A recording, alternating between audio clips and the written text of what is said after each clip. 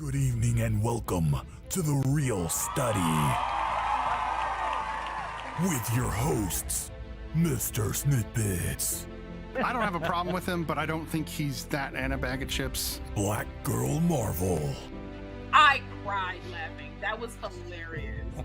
Tylermakesfilms, That was like our favorite movie for some reason. I mean, it was really good. I enjoyed that movie. Allthemoviethings, I think the thing why I enjoyed it more too was the fact that we were going to talk about it from this perspective. The Pre-Review with BlindBiggie, Hey, this is BlindBiggie. Welcome to the pre-review. and me, the Real Study movie voice guy.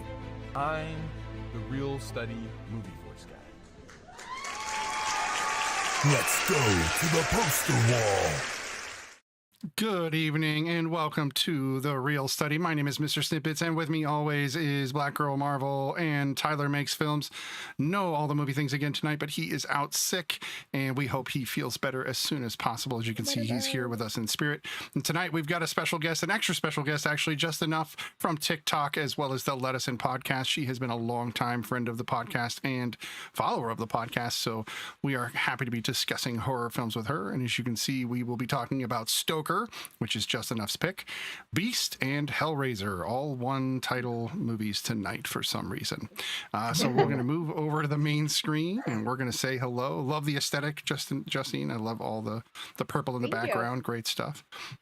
And we've got some horror movies. This is week 3 of horror movies. What's up, Biggie? Glad to see you in. We've got chat going on, as you probably know when you do lives. So we're going to move right into these movies because there are 3 movies and we've got only the pre-review tonight.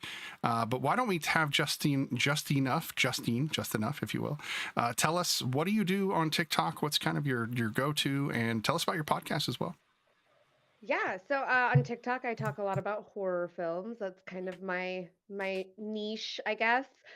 Sometimes I do random stuff just because I think all of us who live in the TikTok sphere end up doing random stuff on there. And generally, the Let Us In podcast is myself, Emma, and Crystal. We are 3 TikTokers who got together to start a podcast as women discussing horror from kind of a female perspective. Female, we all love that word. So but we've been having a lot of fun with it. It's been a good time. We've covered a lot of films on that podcast. It's crazy sometimes when we start and when we finish one of our episodes can be 2 to 3 hours of talking. That's not what ends up on YouTube, but that is what happens live. We'll just go on forever. That's how much we love it. We just love horror and we love chatting about it. So Awesome. that's what I do. What's your upcoming podcast about? This new one coming up. The next one that's going to drop is the Halloween franchise one. I'm going to edit that right after this, and then we'll have the Cabinet of Curiosities episode drop as well. Oh, nice. Right after Okay. that. Very cool. Yes. Yeah, we're basically going to do a rundown, quick rundown between all of the directors that are a part of that series and some of their work. Oh, that's cool. So yeah, it was fun. I like that. That is awesome. And how are you two doing tonight? How's Tyler? How's Law? How are you guys doing? Pretty good. Surfing through the weekend. Nice. Like normal. Right? Not surfing. I wish I was that good. I'm not that good, but I'm okay. I am coasting through Hosting through the weekend? coasting through the weekend. Oh, and I got a new shirt. I like my Nice. shirt. It's bleak. Nice. Oh, nice. yeah. Representing the anime. Yeah, I'm Yeah, I on was my excited. Saturday, so I'm enjoying that. Oh, just enough sounds low, I'm being told. Let's fix that. That's okay. We can fix that. Where are we living right now live? So I can YouTube, look at the yeah, chat. absolutely. YouTube and or Twitter. Well, both YouTube or Yeah. Twitter. So your choice. Okay, I'll go to YouTube. And that seems to be the popular choice, but that's fine. That works. So let's get right into this. We're going to be talking about Stoker, which is a movie that Just Enough picked for us to watch, and it sounds like it's been brewing for a while. You wanted several people to get a hold of this movie and watch it. So tell us why you wanted us to watch it. So this is one of those movies. I'm a big fan of character studies with horror or horror adjacent films. Some people would call this more of a thriller or a drama, I guess. But to me, anything that has to do with serial killers or sociopaths falls in the realm of horror. And Park Chan-wook is one of my favorite directors in that space in horror, and his ability to develop characters and take you on a journey with them. And this film is so outside of his normal expected delivery that I was just blown away by it. It's a beautiful film. It's a very it's not boring, but it is a slow character study. You're going on a coming of age story with your main character. And if there was kind of an antithesis to the manic pixie dream girl coming of age story, it would be Stoker.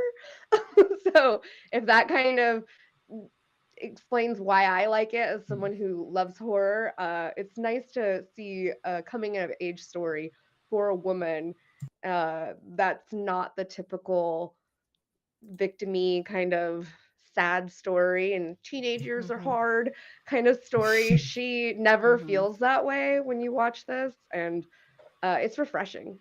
Cathartic as heck ending too. So How about you, Law? What did you think of Stoker when you watched it? I thought it was like definitely weird. It's shot in a way that lends very heavy to the weirdness. And when I was looking up the film and it was like, oh, it's like he took some Hitchcockian type moves, I was like, nah, that's why I'm uncomfortable a little bit. Because like certain scenes, just like how it's framed and how it's moved, and like it is very slow paced, like Justine said, but I think it's done. But I like the pacing. Like I felt like because what this movie is, It's actually pretty short. It's an like hour. an hour. It's like an hour and 39 minutes or something like that. Yep, hour 39. But it felt longer, and I like that. And I think that has everything to do with the pacing. I felt involved in these people's lives. I felt like I knew who this girl was.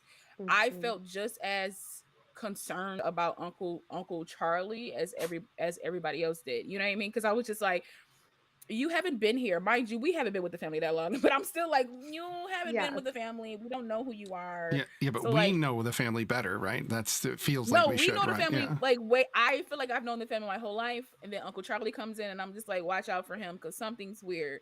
But immediately, because why are you standing? I knew something was off. He's standing on top of the rocks while everybody's down here for the funeral. I'm just like, why are you making and a so spectacle of yourself? charming. You know what I mean? Like everybody loves him. Disturbingly it was just like, charming, I would say. Very talented, Mr. Like, Ripley. Yeah. It was like certain aspects of it that I was just like, he makes this person uncomfortable, and this person comes in and they're uncomfortable, and I'm like, so what don't we know about Charlie? Because he even makes India uncomfortable, and you end up finding out why. I mean, spoiler alert, but you end up finding out why, because they are like two sides of the same coin. Like they are the same. Like they are like, sometimes you'll be like, oh, she acts just like my brother, or she acts just like my sister. Like she was literally like a direct conduit from like Charlie. Like it was just like an odd, I will say certain like elements of this film is great to me. I love that they made the brother so much more older than Charlie. I don't know why it just lends very well to the film that way. I will say I didn't know Wentworth Miller wrote this. I was like, you're talented, sir. You're just not a great actor, but you're an amazing writer at the same time. I don't know. This film took me by surprise. I rented it. I was like, I probably should have bought it. Like that's how I felt afterwards. I was like, I probably should have bought this because now I want to buy it so I can get I can see if they have like behind the scenes stuff that I can kind of like. But now you got to pay that $4 more because you rented it. I know, right? Yeah, no, that's how I decide on movies. I'm like, if I'm going to pay another $10, I might as well buy it. So I'm with you. Now I regret renting it as well. I should have bought it. Yeah, I regret renting it, but I was just like, I wasn't sure because I've seen that poster before. I've seen the poster of the three of them before. Yeah. I don't remember seeing a trailer, but I remember seeing the poster. And I was like, this film. I was like, all right, let's give it a try. And I was like, well, son of a bee. It's like, what in the world? So yeah, this is a good one. All right, Tyler.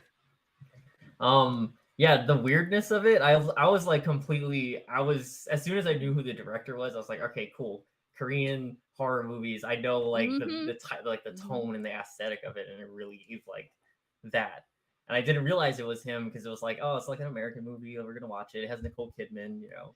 But the whole time, like, just every step of the way, as soon as Uncle Charlie came in, I pinned him. I was like, so he's weird, right? And then eventually they mentioned like, oh yeah, let's discuss the will. I'm like, so he probably killed him, right? And sure enough, I was like, the guy did, but like so much worse that like it keeps on going down, like crazy.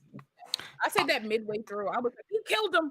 I was like, I know he did. I just don't know how he did it. Right. But he's also kind of a red herring, right? Like overtly weird. Right. I got total vampire vibes from him early on. I really thought that, especially if like the girls at school were like swooning him so hard, and even when he's driving behind, I'm like, this is a bit more than just he's a track, because you know Matthew Good, even the wife, you know, even the wife seemed to be in a trance. Everybody, even India to some degree, was a trance. You know, she everybody was the only seemed one to that wasn't, and then eventually she kind of like.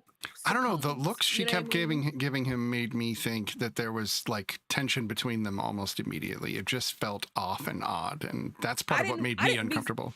The tension for me just felt like she was. Something tells me she doesn't like new people because she doesn't like being touched. Yeah. And so and then she's never heard of this person. Oh, like I think her she daddy clocked him. was so her father were so close that like it's like, you didn't tell me about this person. Okay, why didn't you tell me about this person? Like, where's, you know, he probably told her everything. And so I think she was looking at him kind of weary at first, but then because they're so similar brained, it was like a little bit like he knew how to notch her down over time. And then eventually she was just like, she saw like a kindred spirit, because I don't think she's like anybody else in that family. Well, except for him. No, except for him. Yeah, exactly. No, yeah, except for him. Like, she's not like anybody else but him. So yeah.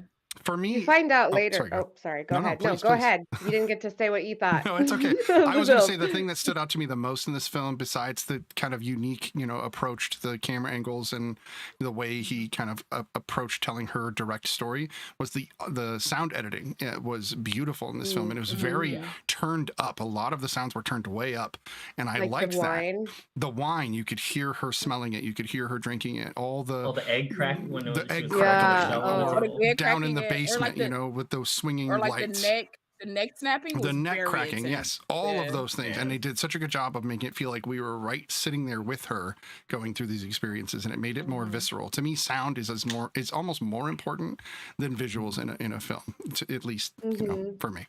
So, but yeah, it was interesting film, and definitely grittier than I thought it would end up being. It's a film where you're basically getting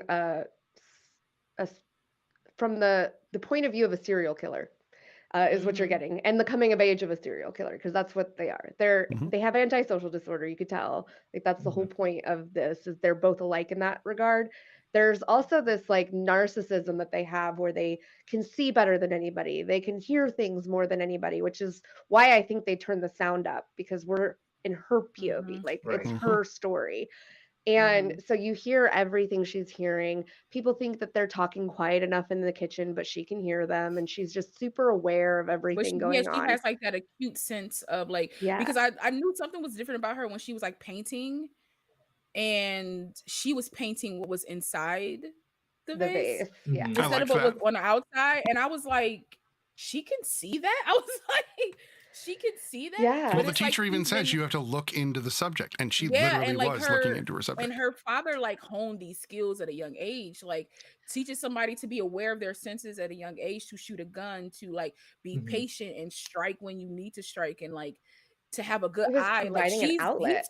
Right. Because I think he knew that she was like Charlie. Oh, yeah. But he wanted her to have a focus, because Charlie didn't have a focus. His focus was on people, as instead of like on like maybe like killing birds, or you know, things that people, to me, still not okay, but people are more okay with you doing than like killing people and mounting them on your walls or something like that. Right. So he knew, and he gave her a focus, and that's probably why he didn't want Charlie around her. He was just like, you bad influence. And it got really incestuous after a while. I was like, wait a sec. It did.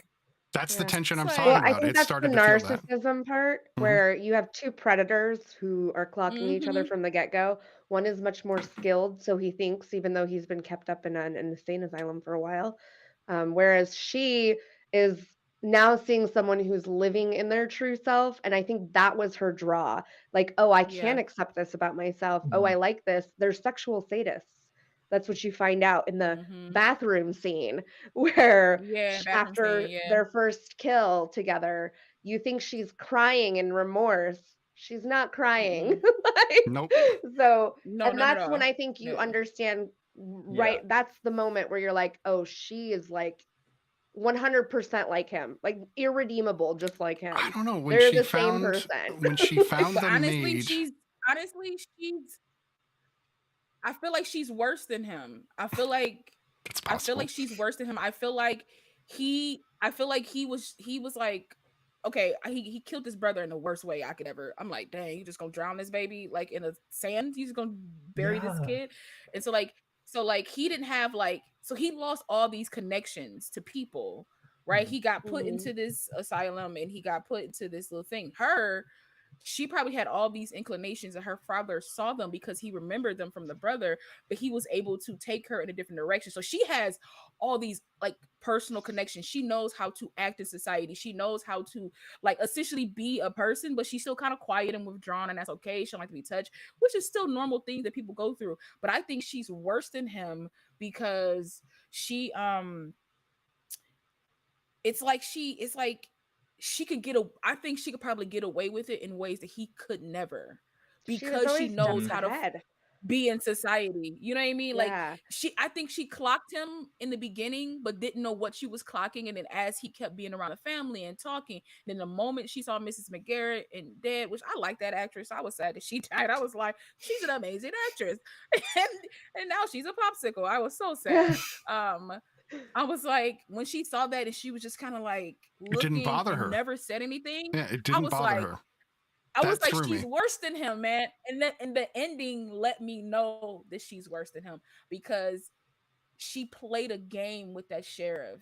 And I'm pretty sure she did it to protect her mom. Fast.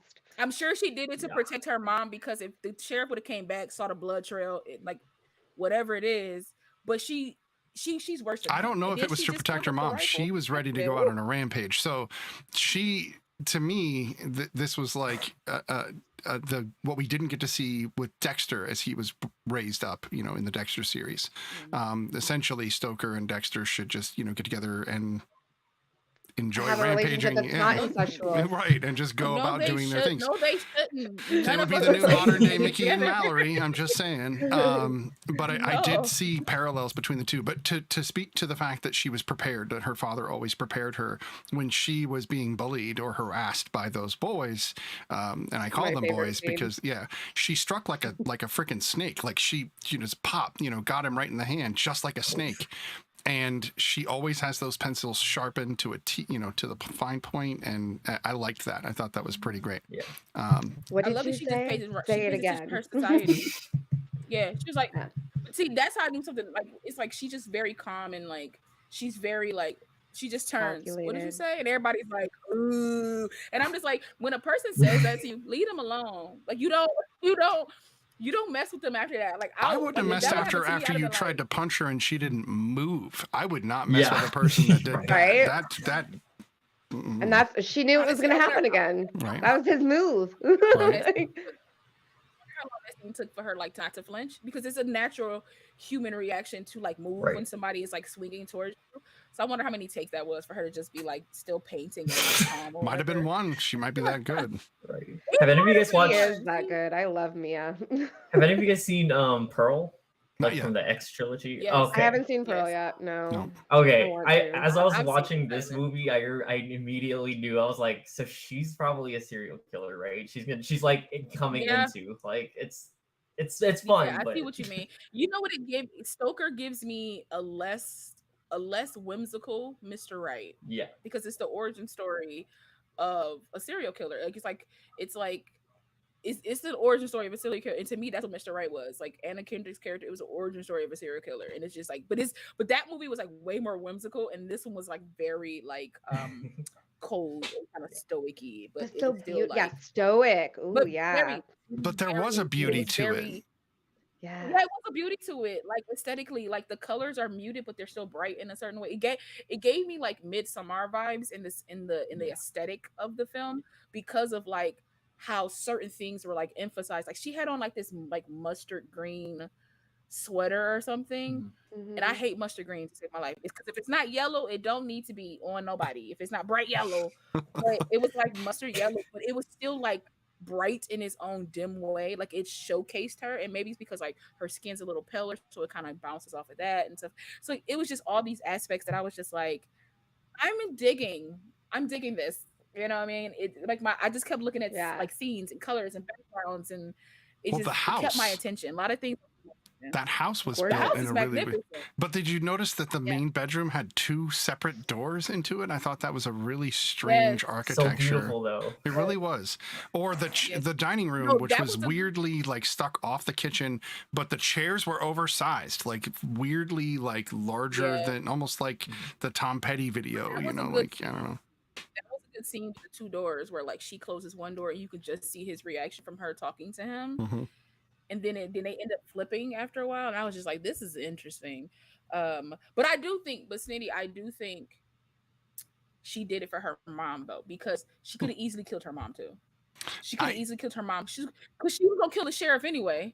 I thought she was going the to kill her sheriff mom the regardless. whole movie. Honestly, I really thought she was going to do I that. don't think she did. I think towards the end, she started to actually understand her mom a little bit. Like her mom's trash. Don't get it twisted. Nicole Kidman played a trash character. Oh, yeah. She played the trash character. Her mom was trash.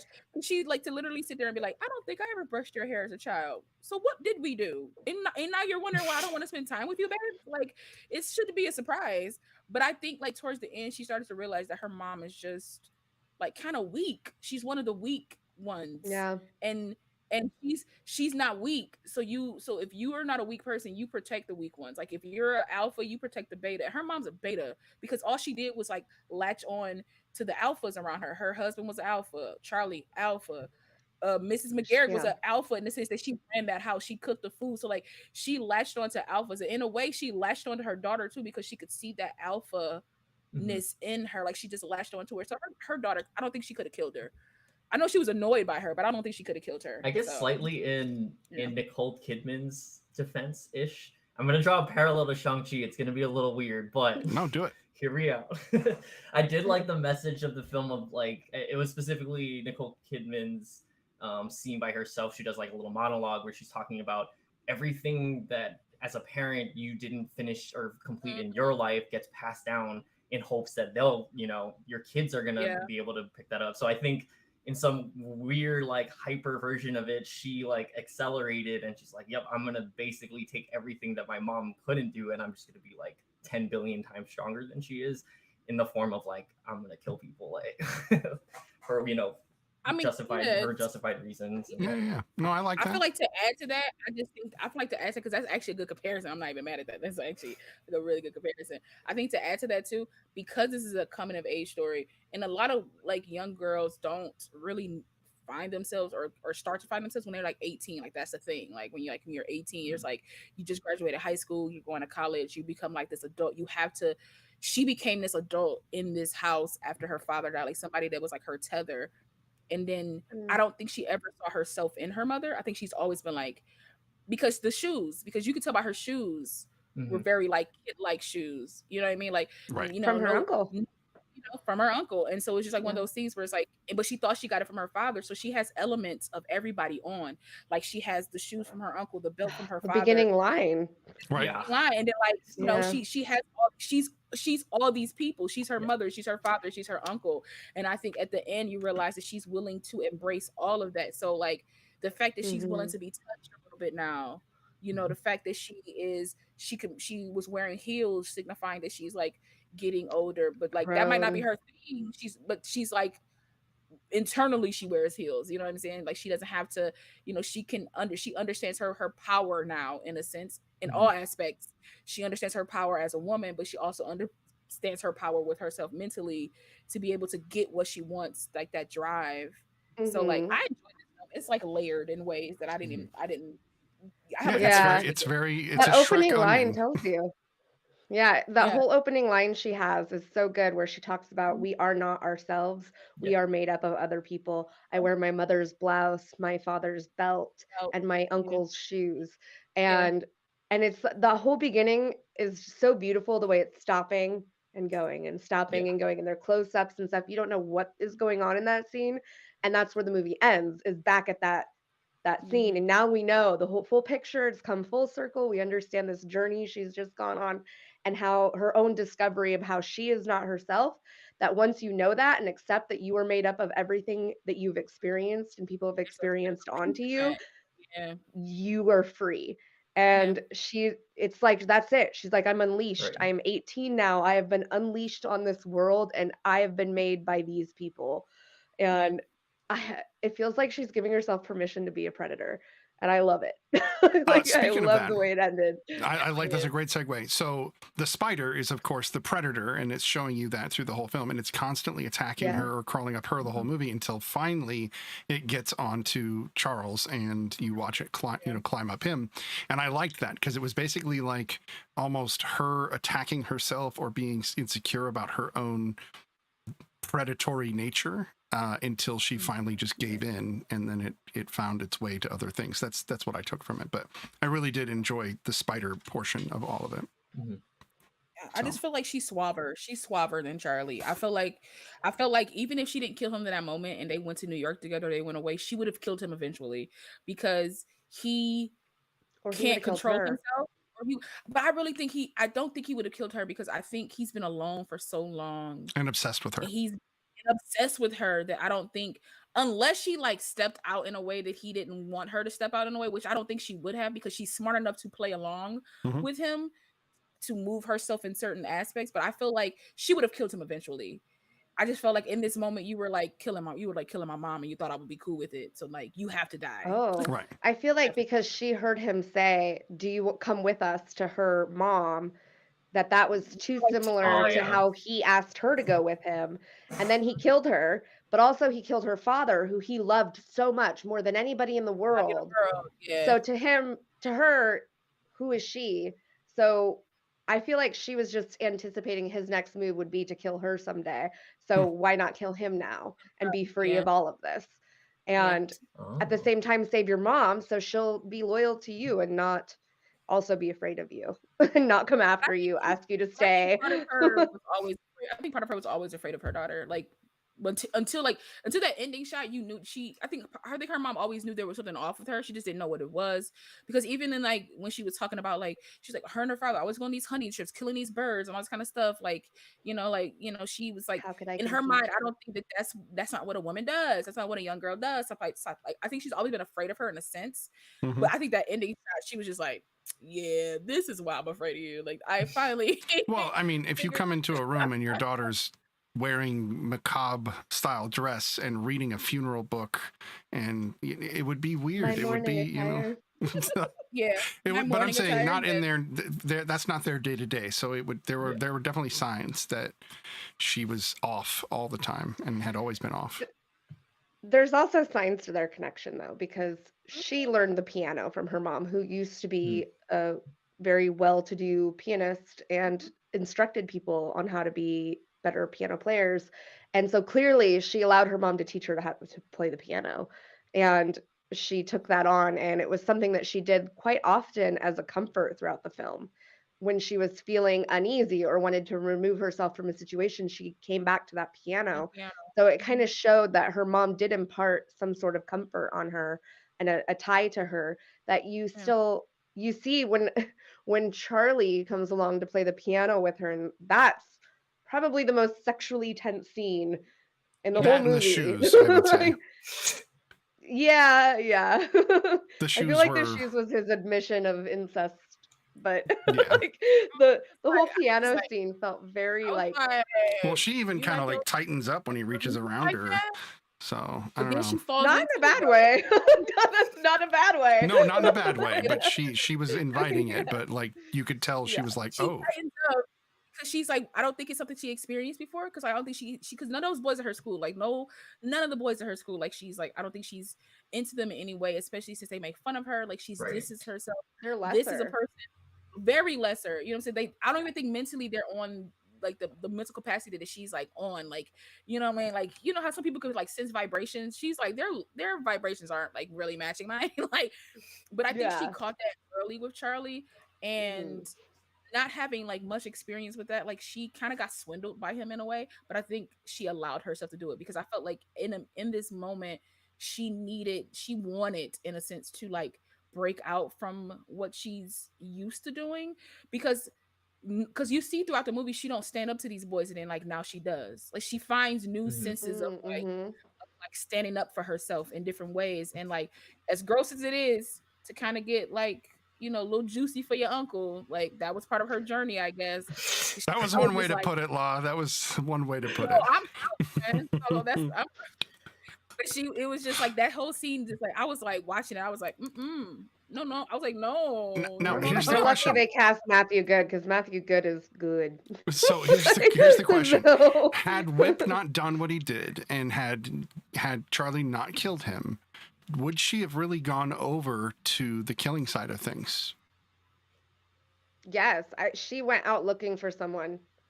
That was 100% her upset that he was manipulating her mother in a sexual way. She was all riled up. She went out to go find someone to get some release on, and I'm pretty sure that she was baiting that kid 100%. And her uncle showing up just made it easier for her, not because she wouldn't have. I don't think she would have gotten attacked. I think she knew what was going on. I think she knew that. I think she was a step ahead of everybody the entire time. Interesting. I don't know if she went out there to purposely kill. I think part of her, because she's still, even though she's 18, I feel like she's still like a kid in a sense, because sometimes your age doesn't inform your maturity. So like, even though she's 18 and she's learning and growing, I think her father kept her in a box.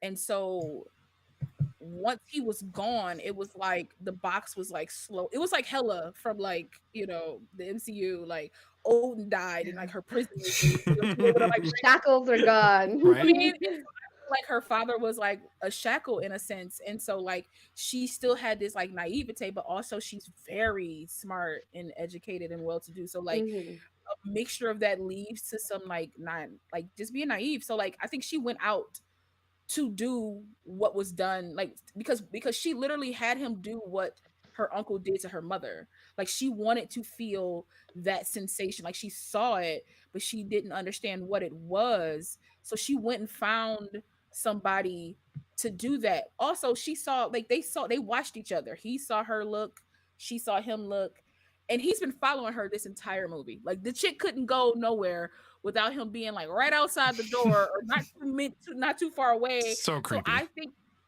So I think part of her wanted him to find her, but I think she wanted that sensation. I think she would eventually killed somebody, but Whip was like, he went from a nice guy to a bad guy in like 2.5 seconds, which that's very on par for most guys. So that was accurate to the film. And you know, I don't think bro should have died, but and not in mind. That's a pretty brutal way. I do. That was also cathartic. Good riddance. I don't think he should have died. I mean, I knew he was going to rape her. I don't think he should have died, but I was just, I don't know. You could have beat him to a pulp and then like. Well, that's the impression they give you before they show you what happened. They make you think they beat him up and left. They show you then, what she's remembering. No, Tyler. Because with Charlie, I just knew he was gonna kill him. The moment he took that belt off, I was like, "It's over." Right. Well, we already saw him do it. So, Tyler, do you think she would have ended up being a killer? I think eventually. I think she might have eventually. Like, I honestly, if the uncle showing up just sped up the process, like there was only a matter of time before all of these things started unraveling. It's just, the uncle showing up was the main. Okay. Do you think she prefers? Her daddy locked her up, man. Her daddy locked her up. Do you think she prefers the gun, or do you think she likes that she used the shears? Do you think she has a weapon of preference, or she's just an opportunist? Gun. She's trained on it. That might be right. She's trained on that. Might be the most comfortable thing in her hand. Like, she didn't even need it with the sheriff, but she still took it out and watched. She waited. Yeah, she waited for him to slowly bleed out. It's almost like she wanted to see the flowers with blood on them. I felt. Right. Well, I think she didn't even shoot him. No, yeah. That's part of the weakness of the uncle is like Yeah. he's still like in his mind still childlike. Like even the way that he was like, "Come up here, I'm choking your mom," like just That so was like weird. a child. No, yeah, it was just like, But she's very he was like, calculative. India, Like India, come see, come Yeah. see what I'm doing. Right, that was ridiculously weird. I do want to mention And the that. way Oh, go ahead. I was gonna say, and the way that he talked to his brother in the car before That's he what I was killed going to him, mention. you Yep. could tell that he was still very juvenile, very extremely. his one track mind this whole time has been Yeah. his brother in India and family and being back with his family and accepted again, because that's what drove him to kill in the first place, was he felt jealous of affection. Right. I was going to say both Matthew Good and Dermot Mulroney really killed that scene. Yes, I had to do the pun. But Matthew Good went from just this kind of suave, really handsome drawing, in kind of, ego person to that childlike person very well. And Dermot has been around a long time. He's a seasoned actor, and even though he's got the smallest little part in this movie, I was sad. it was good. It was really sad good. when I saw that it was his funeral. I was very sad. I like him as an actor. Mhm. One of my favorite movies that he's in is I think it's called The Family Stone. Mhm. Is I one of my love favorite. that Yeah, movie. I love that movie. A lot of people don't even know about that movie, so the fact that you do, It's oh one my of my God, favorite love you. Christmas ones. Yeah. Yes, and I love that movie. He Bats plays loves that such a movie. good. Just putting that out there. Yes, Betsy. Yes, it just adds to my love for her as well. But I love that movie. He plays such a great character in that movie. So when I saw that he was in this and it was his funeral, I was like, well, I don't get to get a scene. It's just a picture. I thought But it then was a we end up picture. I thought that's all we were gonna get was a I picture. did. I was I so was like, bummed. I need a scene. If I could give me a scene, and then they gave me a really good one, so I couldn't be too mad at Yeah. it. So. They needed a good seasoned actor to deliver that level of uncomfortable discussion in a way where, because he does still love his brother, he still loves him, he loves his daughter, and he sees his brother in his daughter, and vice versa, I'm sure.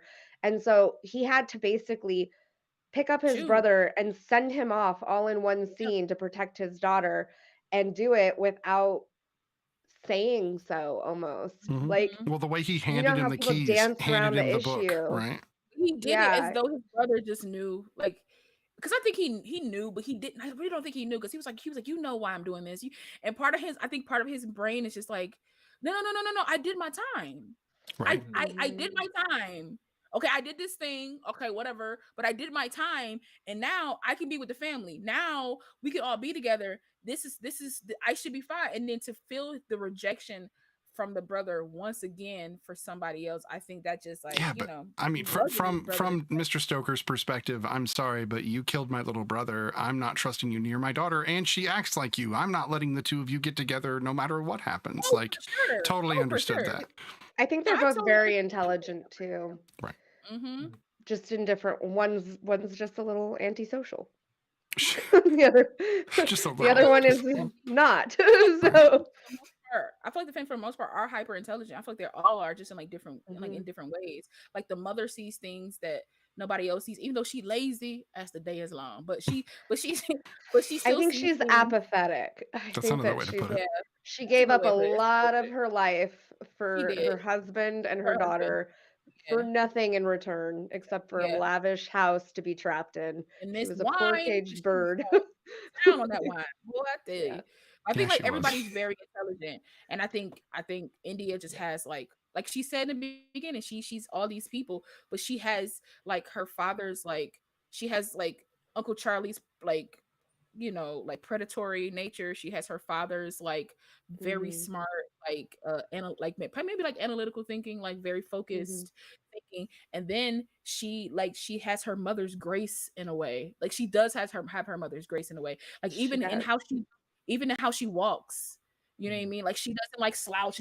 She walks straight up. It's very breezy the way she walks. She walks very like with a point. Like she has all these aspects of her from her family. I would love like a short, or like, I don't want a part 2 because sometimes part 2s get ruined. But I would love a short to be like, or like somebody to come and tell me like what they imagine, or like Wentworth Miller to tell me like what he imagines she's doing afterwards. You know what I mean? In New York, just tearing people up. Yeah, I'm telling you, punching them from rooftops at night. She didn't go to New York because that was the plan, so that people might find her there. She's in Miami. She's meeting a guy named Dexter. I'm telling you, they are getting together. He's a bit older, but that's okay. Nobody else knows about New York because nobody knows about Charlie. So she is. Oh yeah, okay. So that's something I wanted to bring up, and then we got to rate this film. So how come Mr. Stoker never told his family that Charlie wasn't abroad, but that he was in an insane asylum? Like, why was that never? Well, he didn't tell the family about him at all. Yeah. He's well, the wife heard about him. She even mentions that she knew a little bit. No, like she says in one scene that she. Yeah, that she knew about him a little bit, but I barely knew about him. I barely knew a lot about Charlie. I think he told her a little bit, but I don't think he told her like the whole scope of the thing. Like, so he wouldn't want India going looking for him. Right. Like, she still doesn't know anything about him.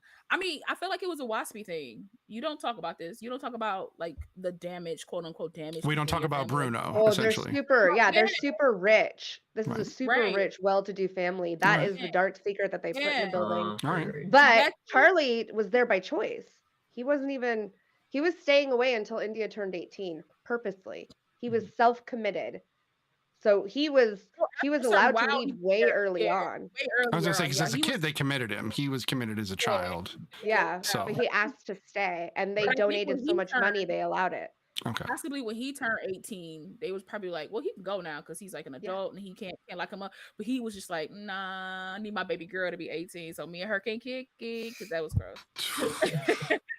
So yeah, if you are not a fan of really kind of incestually gross sexual tension, don't watch this movie. Yeah, like hot off of House of the Dragon. Like, it's definitely there. But it's good. Okay, let's rate the film. Good. So see, everybody says that, and I just see Ozymandias in my head, and that's all I see. So I don't know. Well, he does play a vampire on The Discovery of Witches. Okay. That's very true. That makes if sense. You want to see him so as a that's why I vampire got that with no vampire incest. thing. Okay. You can go watch that. Fair enough. A vampire movie with no incest? That's crazy. Show. I think Just there's weird. 2 or 3 seasons. I never understood. Like, that's crazy. Because they always have incest. They always. None. Why don't we rate this film and then move on to the pre-review, and then we can hit the other 2 films after. Justin, up because it was your pick, we're going to let you rate first. 1 to 10. What do you think? Oh, this is one of my perfect films. It's a 10 out of 10 for me. 10 out of 10. All right. Yeah. If you were 12, would you have watched this? If I were 12? If you at your 12 year, when you were 12, would you have watched this film? Oh, probably. And what would you have rated it? Probably the same, to be honest. I don't know. Maybe a little less because I think some of the nuance would have gone over my head. But I think it's such an enthralling film that, sure, yeah. I was a weirdo at 12. As we all were. I love it. Tyler, let's go with Tyler. What do you rate this film? Sorry, my dog. No, you're good. I'm gonna say that's your rating. 9 out of 10. 9 out of 10. 9 barks. 9 barks. 9 barks out of 10. I love it. I love it. Would you have watched this when you were 12? I know you've watched some movies that were questionable when you were 12. I feel like I'd probably be bored and not understand what's going on in the movie. When within like the first half hour, nothing's happening really. I mean, so I'd probably be like, what is this? Like, what is this shit? Like shut it off, like kind of situation, like, even. Let's go back to Cartoon Network or something. How about you, Law? Me now, I would give this a solid 9.5. Yeah, like a 9.5. I'll stick to a 9.5. This is like a solid 9.5. It's very close to being like, just so you know, I don't give 10s often. Like I really don't give 10s. But this is a solid 9.5. It was just that's good then. It checked a lot of boxes. It checked a lot of boxes. It was like very well done. It was actually funny at moments, which you wouldn't expect it, just to have like a little bit of levity in there somewhere. 12-year-old me watch weird stuff all the time, but this one had a girl in the lead, so I definitely would have partake in this. So I probably would have given it like an 8, because like I don't think I would have understood a lot, but I think I would have enjoyed it, especially just seeing a girl kind of like melancholy and quiet, and I kind of was that at 12. I was like very like you know, there was a time where like I didn't like to be touched. There was a time where I was like very quiet. There was a time where I like isolated myself, and I still kind of do that now. So like I think I would have related to her in a way, right up until the killing. Okay, because I ain't gonna kill nobody. I might have the thoughts. I might have the thoughts, but I won't go through with it. But that's I am what not a divides serial us. killer, Yeah. That's what okay, you divides guys, us just from so the we're all normal clear. people to the. I'm not a serial killer. Everybody but has it is thoughts. very Yeah. cathartic. It's the ones that What? follow through, right? I mean, So it's the reason why I play stuff like GTA and stuff like that, because like I'm not gonna go murder somebody for real, but I can kill somebody in this game and feel see, I feel great bad even in the about it. game when I kill somebody. I'm like, I can't do this. I feel so justified. Maybe not the I bad give guy you- parts, but like if I start mowing people down on the sidewalk, I'm like, Oh, what am I man. doing? You know, this is That terrible. was my whole GTA. That was my whole GTA career, was just to Was people get a whole bowling? bunch of money. That was just to get a whole bunch of money, buy a whole bunch of specialty guns, find a big building, and just scope people to death. Like, click, click, Oh, click, click, Like man. Stoker in New York right now. Wow. Okay. So virtually, Law is a serial killer. So virtually, she is. Myself. 12-year-old me would have given this an 8. I'm sorry, this 12-year-old me would have given this an 8. Oh yeah, you're good. Myself, I probably would have watched this at 12 because Nicole Kidman was in it and I loved her when I was younger. So I would have watched it just for her. And then I would have hated Matthew Good the whole time. And I probably would have rated it pretty low, 6 probably, because the nuances would have slipped right by me. Now I'm going to give it 8.5. 8.5. I think the discussion raised it from an 8 to an 8.5, which I love these discussions for that. It does alter that. And but definitely, this is a must-watch movie if you like thrillers, if you like serial killer style approaches. Definitely worth watching. I call psychological thrillers thinker thrillers. Thinker Because they're thrillers. thinkers. They make you. They're a little crazy, and you're like, oh my god, but they make you think. You're like, wait a second.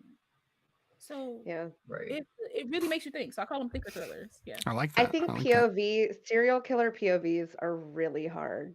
They're really hard to do because you got to make it relatable and enjoyable to some degree, and they're typically insufferable and like really too far gone and hard to watch from their point of view and like sympathize with them. But as a girl who was awkward, who's met a lot of these douchey Chad types, cathartic. You were like, stab him with a pencil. Get him. Yes.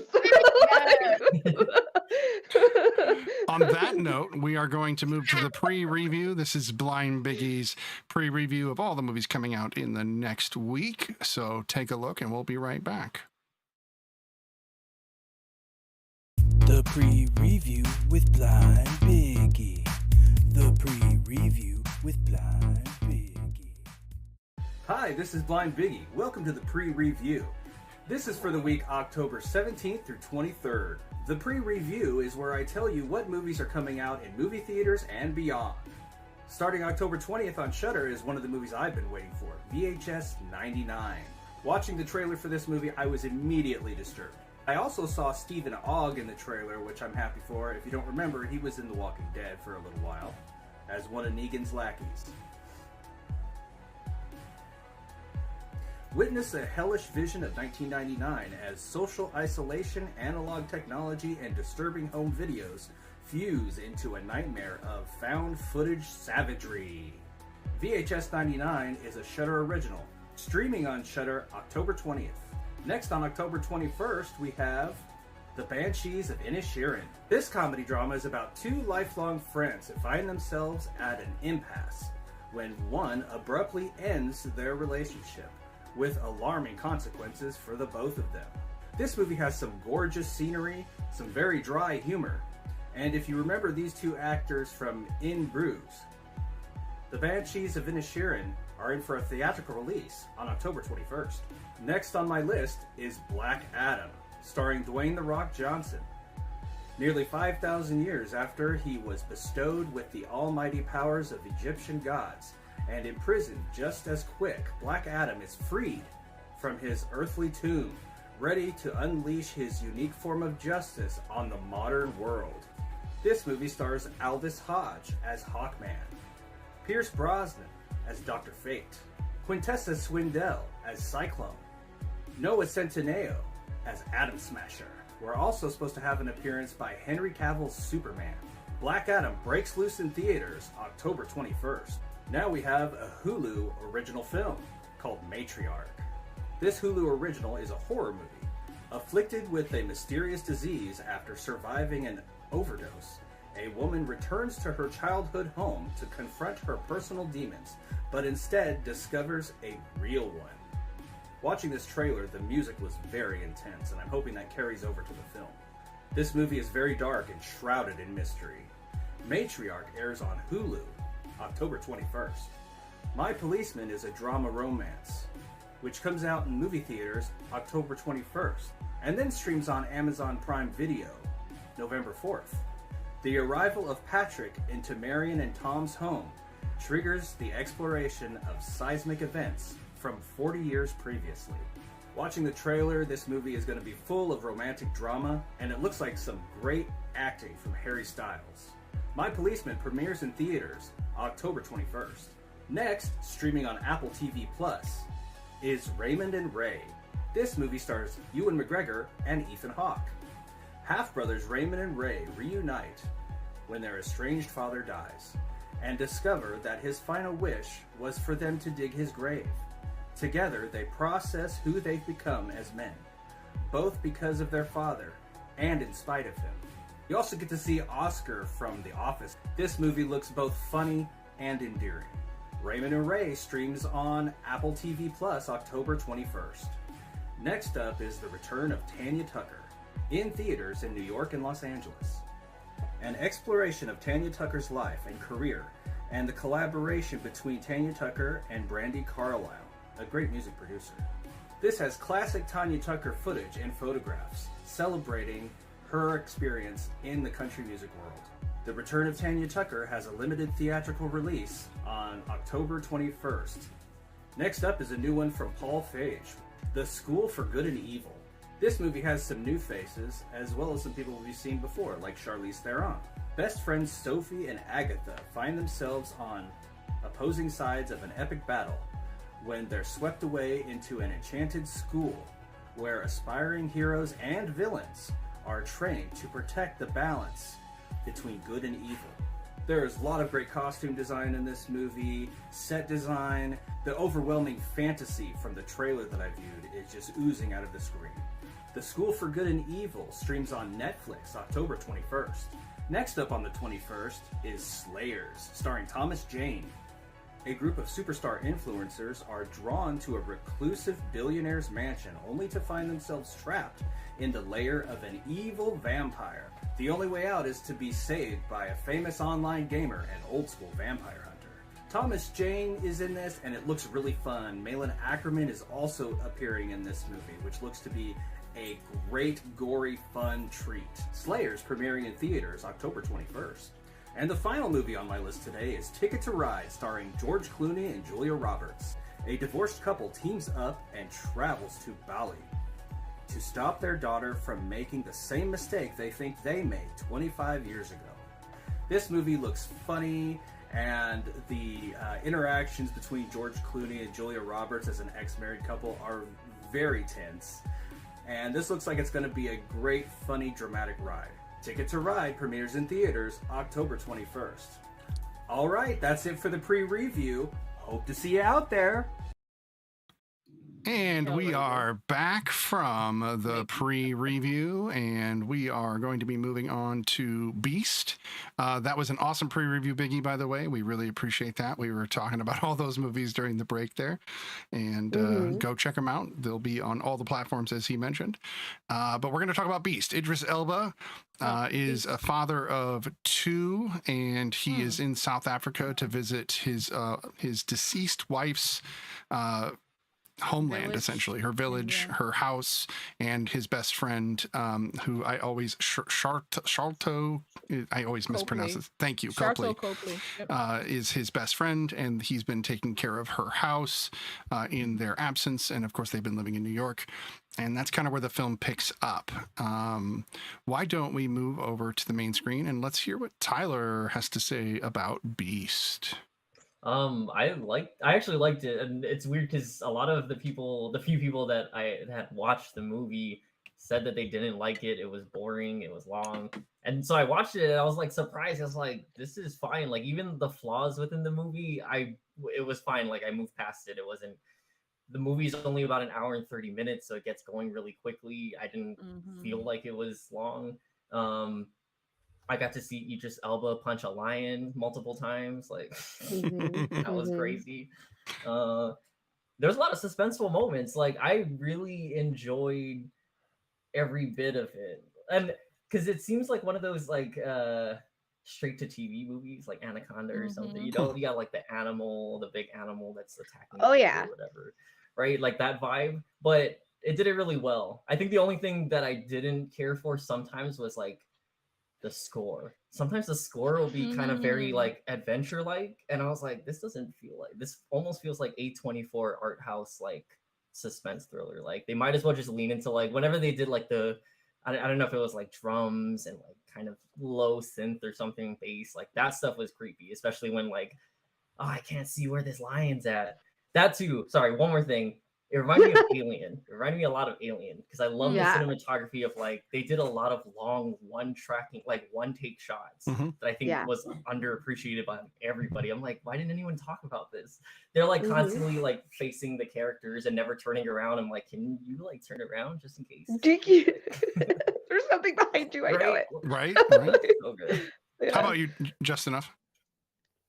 I like Beast. I love animal attack films, and this is just, it fits right in with all of the others, to be honest. And I don't go into a movie like this and think, I'm ready for some cinematography. But this one actually has some great cinematography. It does. It has some great shots that build really good tension because they're long shots. It makes it feel a little bit more immersive. My complaint is actually the children annoyed the crap out of me. They were especially the older so daughter. annoying. Oh yeah, like is this the time to be like ragging on your father for like your upbringing and stuff? Like you guys are in the middle of a pretty dire situation. And then they just kept getting out of the vehicle. They didn't listen. Like, I mean, I understand that them as a family are out of their element. They are. I get that. But like, come on. Could you be more insufferable? Like, I did not get along with those kids at all. Like, in bad situations, my kid will listen. If I'm like stern enough, she'll listen to me. And it just seemed like really, really effed up that these kids kept trying to like blame their dad for their mom's death and stuff, like, or for leaving. And it was really odd. I don't know. It just felt really like a forced narrative throughout the whole film that just didn't need to be there. Like the whole tension of them being there because their mom passed away was really enough. Like they could have just had them being angry and upset that their mom had passed away and that's how they were dealing with their grief, but they added this extra like you left her, you left us or something, and I don't know, it drove me crazy. Outside of that, it's a great animal attack movie, and I'd say watching Charlton Copley, his demise broke my heart. He Martin was great. I would have rather seen those kids get eaten alive than watch him die the way he died. The way he went out drove me so, I was so upset. I was like, not him. He sacrificed They himself. got him all the way back to the vehicle and you're going to do him like that? Like, it was Armageddon all over again. He pulled the switch. I was like, no. Heartbreaking. He's a great actor. I love that He guy. is I'll watch a brilliant anything actor. him and Idris are in. I'm going to watch it. Those two are top notch for me. For myself, I think that it was exactly what I expected it to be. It was an animal attack movie, just like you said. The lion was a little digitally here and there, but that's okay. I'd rather them not use real lions at this point anyway. And it had a very Lion King quality-esque to it. It was not so terrible that I couldn't just get past it. I liked seeing him fight the lion, but they constantly got hurt. It wasn't like fight the lion and look, I'm The Rock and I got away with it. I never got hurt. But the scene that really, I think, drew me into the characters was the moment between Nate and Martin when they're getting drunk. And Idris just constantly proves his ability to act, and the way he plays drunk is more believable than most people I've ever seen on screen because he doesn't overdo it. He gets a little glassy in the eyes and just kind of plays into his depression about what's really happening. And that let me feel for the character, even the daughters and Martin. going into it. They set us up enough in an hour and a half film to care by the time we started to see the attacks that it meant something to me. Because some movies will just go right into it like Anaconda, and I don't care. Just kill them off as quickly as you can in the most amazing ways possible. Easy ways. Right. In this, I was like, oh Lord, this village, oh Lord, these people, and I felt bad for everybody in the film, which is what I liked. The other thing I'll say is they used real wildlife for the long shots, for anything that was B-reel was really wonderful, beautiful shots of South Africa. I think this was filmed on location, and I think that added an element of realism. It made me feel like we were really there. So that's what I was gonna say too. Like the fact that this movie was on location, it felt very different too. Like, yeah. Right. Wow. What did you think?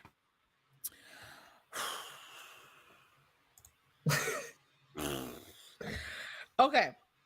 So not my favorite film. Okay.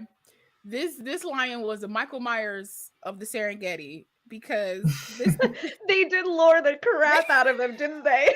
That's so this true. lion went through everything a normal lion would go through and die from, and this lion just kept on trucking.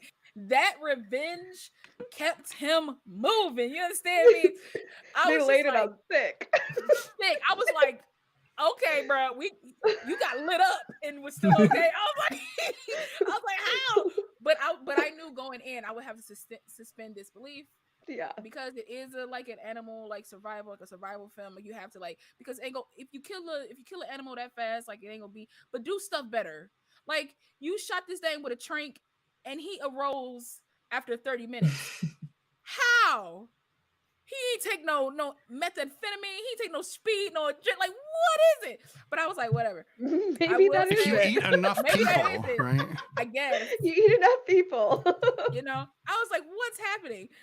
Maybe the poachers he ate did drugs and then he got in his system and then boom. Yeah. Boom. I fixed the movie, you guys. I got it. It's fine. Maybe that was a meth, town that he raided. I don't know. That's maybe terrible. It's in the air. Maybe that's why the daughters were acting stupid. But I'll get to that.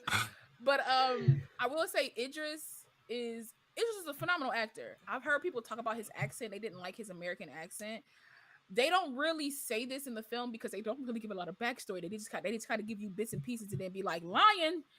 That's just what they do. But I feel like he grew up in that town for a little bit too. So I felt like he was kind of like mixing a like Mopani like African accent with his American accent because they like end up going to school together or something like that. So like they were like childhood friends, yeah, right? childhood friends, right? Yeah. So like, that's what I got. So I was like, maybe it's a mix of the African and the American, which is why it doesn't sound so perfect. Right. So that's where my brain kind of went, and I was just like, y'all ain't catch that from the movie, but anyway, I was like, that's kind of where my brain went. Sharlto Copley for me, ever since I saw District 9, I've been obsessed with guy. Yeah. I've been obsessed. Been obsessed with him. Anything I see, but I also feel like they're like, we're doing an African movie. Somebody call Sharlto. South African, yeah. As soon as it's in South Africa, you gotta call it Copley. Somebody call Sharlto. Like they always. He also seems to have some kind Africa. of right. He has to. It's part of the. It's the agreement with the country and how they can film there. He also has to have himself get like totally screwed up and killed. Totally like messed up. He has to get killed in a really brutal way in all of his films. I don't know what that is, unless except for A-Team. I just feel like he's like, I don't want sequel. Just kill me out first. If y'all do sequels, I don't need them. He's like, just kill me out. I loved him the moment I saw, because I didn't know anything about this movie. I saw the trailer. I was like, oh, it's fine. I didn't really have a plan to go see this. If we did not make this a movie, I would have never shouted out, asked somebody to give me their peacock. Shout out to that person. I won't put that person out unless they want to be out, but I'll shout out to that person. You know who you are. And so like, I was like, okay, let's watch this film. When I saw his name pop up, I was so excited, but I knew he was going to die. Yes. I just didn't know how he was going to die. I just knew he was going to die. When he got into the truck, I thought he was going to make it. No. Listen, he went out in a boss way. He did go out in a boss way, but I will say this: that truck fell on that lion, and he still got up and was ready to eat this man. I was watching that very, very carefully. The lion hit the top of the truck. They actually did a really good job of it. The lion never got hit by the truck. And I was concerned that I was like, wait a minute, this is just a lion, right? Like, not. I was like, how? Okay, but did you not laugh when he was like on the island? He's like, he set the trap. I think this lion set a trap. I'm the trap. I'm the bait. And No, I'm no, like, he was like, I'm the. Honestly, I giggled at that too. But I know animals are smart like that because like they'll like leave an animal for some more animals to come help that animal, and then they'll attack them. Like the pride will attack them all. But part of me was just like, is he the thinking way it that would just far? be Like I looking was at just him from the like, bushes, though, like what it was you grinning or something. you feel me? Like what ESPN y'all got going on that you can read this man's mind? Like what is happening? But I was just like, okay, let's get to the daughters. My God, listen, I wanted at least one of the kids to die, and the one that could have died was the oldest one. She could have caught it because, okay, I'm a doctor, yes, but I can't save anybody from terminal cancer. No, there's not a doctor that can. If it's terminal, it's terminal. That means it's too far gone. I can't do anything about it.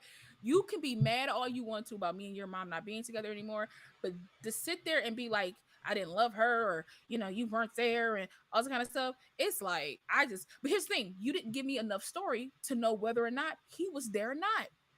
Because maybe the daughters are justified, but we don't know if he was there or not. He admits it. He admits it when they're drunk. He says, "I wasn't there. I screwed up. I should have been there." He says it. But I just need more because like I feel like it's not that simple. Why wasn't he there? He just didn't go and he just didn't dip and just be like, yeah, I'm done. We parted amicably. He did leave before the cancer. He left because they mutually agreed to break up. Then she got cancer and he just didn't come back. And I feel like he didn't come back because it was like I think that messed him up because he just told dude like yo man, like I'm a doctor. I should have known. I should have known she was sick. I should have known these things. And doctors have survivor's guilt. And doctors have that complexity where they're like, I should have seen the signs. And it's like, okay, shut up. You can't see everything. I'm in the kid's defense a little bit though. Like because I also know there's another detail where she's like, oh, Copley's character like asked me about my camera more than you have like in the past 30 seconds. So like in my head that told me that like, okay, so he's missed portions of their life, like the things that they like to do. No, for sure. They go to school and stuff like that. Yeah. So for sure. But I also feel like it's in the eye of the beholder, right? Like it's kind of like the perspective of the person. So like she has a perspective of my dad doesn't care because like not only did my mom die, but you weren't there to partake in the things in my life that brings me joy. So now it's hard for me to even share these things with you. But then also it's like my wife died. Mm-hmm. I'm left with two daughters who like, okay, it's my fault that I haven't been there as much for them as I probably could have been, but now I'm trying to connect and all of that is going out the window. Like nobody cares about that. I'm doing things outside of my element to protect our family and you still ragging on me for not being there for it's like, yo, do you want to go see your mom then? Do you want me to stop? Do you want to go see her? Do you want to go? Because I've been dreaming about seeing her in the afterlife this entire time. If you want to go, we can go. Because it's just the wrong, and this is to me, one of those tropey things that I don't like is that like, this is the wrong place and it's definitely the wrong time to voice your frustrations.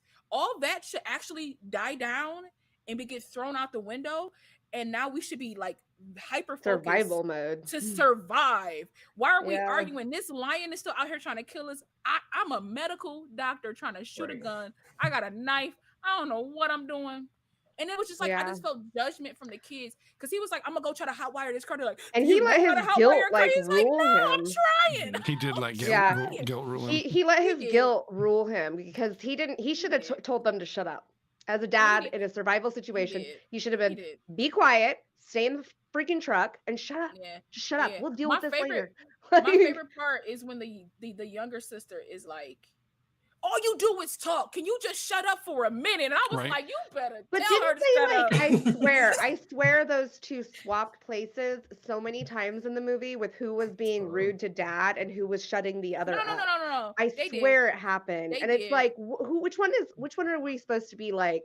Which one's supposed to be insufferable? Here? I think they're supposed to both be teenagers and be insufferable. I think that's what it just boils down to. Yeah, you can't. I'm just gonna say you can't have that serious of a plot line in a movie that is leaning in on like animal attack and action. Like this movie should not have tried to take itself seriously in that way on such a serious thing, unless you're like Ghost in the Darkness level, because.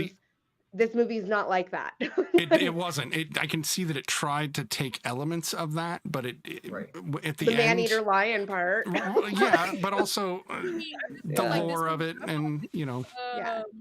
I felt like this was just very like Revenant Jaws, like, you know, a man fighting an animal, a man becoming like predator and prey, or vice versa, however it is. Like I felt like it was like in that vein, and I understood what they were trying to do, but also it's like when you already have a plot in that sense, like we want this lion because it's kind of smart. This lion got broken up from his pride. These poachers then killed everybody but him. Of course, he would have some animosity towards like anything with a gun, or anyone, or however it is. He see a person in a truck, he have this animosity. That makes sense. But then to add layers onto it of like, okay, this person's wife died, and this is why they're coming back to this tribe to just kind of like reconnect. That's fine. But now you're adding on layers that like we can't handle this. And this lion attacking, like I can't handle these girls being mad at her because like at this moment I have issues with my dad. When my dad was alive, I had issues with my dad. But if we started getting attacked in our home, I'm not about to be hiding in the closet with him and be like, well, you know, in 3rd grade, you should have been there for me. Okay. While we're being attacked. Like, it's just like a weird. I'm going to defend the girls now, too. And it's funny because Tyler did. Now I'm going to defend them. I can tell you that if you're a city kid and you're not used to being out, they're from New York, so they're not used to being out anywhere, especially in South Africa, and they're in intense situations. Anxiety can do funny things to you, and sometimes easily you can lash out instead of ball it Then up. they So should kill them. annoying or not, I do agree she was annoying. I do agree with that. Right. But as a character, I do see why a character may act that way. I understand 100% like why they would act this way. I just feel like it's a trope that I just don't like, right? Because it's like it happens I just so don't want to much. see it. Because I feel like, okay, I can't tell you how I would act if we got attacked by a lion because I've never been in that situation. But I might get annoyed at somebody. I might be like, if it was me and my dad and we had some issues, I might get annoyed at him and be like I might say some things, but that won't be the whole narrative. Like if he told me to stay in the car and I don't know, I know just as little as he knows, I'm gonna stay in the car, but you went to go help a grown man but here's my thing. I know it's trauma for her because she's like, I can't help my mom, but I can help this. I can help Uncle Martin, however it is. And I understand that. But again, it's like you're getting out the car with nothing. You don't have a shield, a knife, a gun. You don't have nothing. Right. You don't have anything. And then you guys are doing things that you don't know. Like you keep calling for him in the darkness. And I'm out trying to find these keys. And I know y'all worried, but y'all giving up my spot heavily. Almost died a couple of times because y'all calling me on the little walkie-talkie, and that's a trope. That's a trope that drove me a little nuts. Is that all of a sudden everybody had walkie-talkie and he could find the exact channel so fast, and they all connected, and they got to bring it home. That's why that's not how that all works. But anyway, I let that go. No, it was the same walkie-talkie though, wasn't it? No, he found one on another person completely. He found one in a truck. Like, can I just have the kids one more time? Oh, sure. Tyler. Let's hear it. I actually think. I think the movie could have done a better job at it, and I think that's where maybe like 20 minutes of that movie's missing to like bring all of the stuff that it was trying to tackle. Because like for me, the dad was making certain choices that was like, oh, like why aren't you like immediately jumping to defend your daughters, or like why are you hiding? And you have like your daughters going out with nothing, right? And going out and trying to save people even though they have no chance. But I think it's part of that thing that he had to learn as a character, like as an instinct, like he needs to learn to like go into his instinct of protecting his family. All of those people around him, they jumped immediately to like, hey, you need to go here, or don't come here, you guys need to go survive. Meanwhile, he's like, I don't know what to do. And I think by the end, that's the whole point, is like, hey, I'm gonna keep my daughters safe here, I'm gonna go fight this thing, I'm probably gonna die, but I'm doing like my instinct and my part to protect them. I think that's like he was making the choices he was making throughout the entire movie. Even though I think that makes a lot of sense. Yeah, I think you're right. I think that's exactly what the director was trying to accomplish. Right. And I think that there is unfortunately a little bit of misdirect on tone in this movie, where you can't fit that in with a film as a production like this. And I think if they would have leaned into that, cinematography is so good. If they wouldn't, it seems like they over leaned into certain aspects of this film to make it big bang and exciting and stuff, which if you look at his record as a director, that's kind of his thing, right? I mean, he did Everest, Contraband, Two like, guns. he's Yeah. Two Guns, yeah. He's kind of that's his thing is kind of actiony, big Right. bang. I mean, Adrift, I guess, also has that same vibe where it's like a lot of these really exciting elements and shots, but when you get to the moments where it's much more intimate with the characters, it's lost on us because Yeah. you're shifting your tone too much. And Right. you can't reel me back in after we got attacked by a lion. Now it's lion time. Now It's it's about lion the time for It's the lion. rest of the lion time, movie. I don't care about your relationships. I don't care Nope. because here's the thing Right. though. Here's the thing though. The relationships, you can do a lot without words and do a lot with just like people and how they move and how they look at each other, right? So instead of just like having them always talking, like he could have went off like that ending scene where he's awake and he's like, "Are you okay? Are you guys okay?" That's a forgiveness scene right there. No words, no like, "Hey, I'm so sorry. Hey, like forgive me. I love you." Like that's I can see it in their faces that like all is forgiven because we haven't seen you risk anything for us and now we've seen you risk At all. everything for us, Right. right? Right. So You it's know just what? like you can explain a story like that without it always have to be a tropey Right. argument in the middle of us trying to survive something. It was Yeah, just yeah. I think they introduced the lion too soon. I think what would have really changed this film and made it a little bit more personal is if they just broke down out there and were walking back. And along the way, they were running into kind of gradually more difficult obstacles. Someone twists their leg and now he's carrying his daughter or something, or carrying her on her back. And they're having disagreements because they're hot. They don't have any water. These things are making them more and more angsty, but they haven't felt the danger yet outside of their walking and they're uncomfortable. And perhaps it's little danger here and there. But then they come across what the lion has done. And now we're introduced to the real threat of them, Yeah. and this lion and Like what if they poachers. walked like what if they walked back to like instead of going to that village for like help or to see anything, what if like something happened to them out in the road, they made their way back to that village, saw all these people dying, and now they have to figure out Yeah. what they could Right. do in this like, okay, what are we gonna do? Like can't get to the car, or maybe only one of us can get to the car, or like however it is. But Mhm. it's just it Mhm. was just and then it's like all these like flat like anytime he was passed out or his eyes were closed and he was sleeping and he like saw these visions of like his wife, like I guess in their tribes like realm or whatever like that. They could have took that out for me and could have So put yeah, in 100%. they could have took that out for me and just put in images of his past. Right. So they could have showed us him and the wife together, maybe happy with the kids. Then they could have showed us them arguing. Then they could have showed us the disconnect between him and his daughters. Fill in the blanks in which you left in this story with those little flashbacks, because them flashbacks of people holding candles and you just walking. I was just like, are you already dying? Are you dying? Is this why you see like, or are But- you imagining this? It was just This story is from Idris's point of view, Nate's point of view. So the girls being annoying is probably what he was feeling to some degree. And as a father, I felt more connection to this movie than I think the rest of you did, just because I really did kind of fall into the dad tropes, and I don't know, it didn't bother me so much that they were it was annoying. I will not deny that, but the tropes in this film didn't bother me because I didn't think it detracted.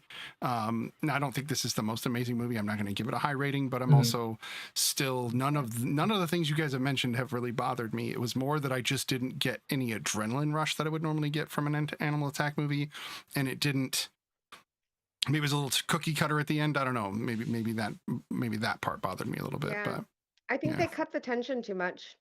I mean, no, they did. when you They did. when you have a like an animal attack film, again, if you introduce the lion that early on like they did, then you really got to keep up the tension and the action all the That way through to faith, the man, end where yeah. there's a conclusion and a resolution. And what we got was like this. Right. Yeah. Because then- my thing is, if this is a Michael Myers lion, you should make it so that like you be like, oh, he only prays at night. Okay, so we're Something, safe. yeah. We're safe during the day, so the car doesn't work. So we have to find somewhere to go before night falls. Like that gives you tension. It's like, oh Right. snap, they gotta find somewhere to go until night. They gotta hide until. Yeah. And then I was like, you saw crocodiles or alligators. I'm assuming it's a crocodile, but you saw these crocodiles in the water when Charlotte was like looking like for more people, and then he gets attacked. But then Idris is just in the water at night. I'm just like, how you not, how did you get bit or Oh He ate? got lucky. crocodiles. He got lucky. The minute he was anywhere near water, I was like, oh man, crocodiles. No, me too. Crocodiles. If they would have never shown the crocodiles, my brain would have never went there. But you had a purpose. Oh, it went there immediately. My thing is like out of sight, out of mind for me. If you wouldn't have shown it to me, okay, that's not an issue.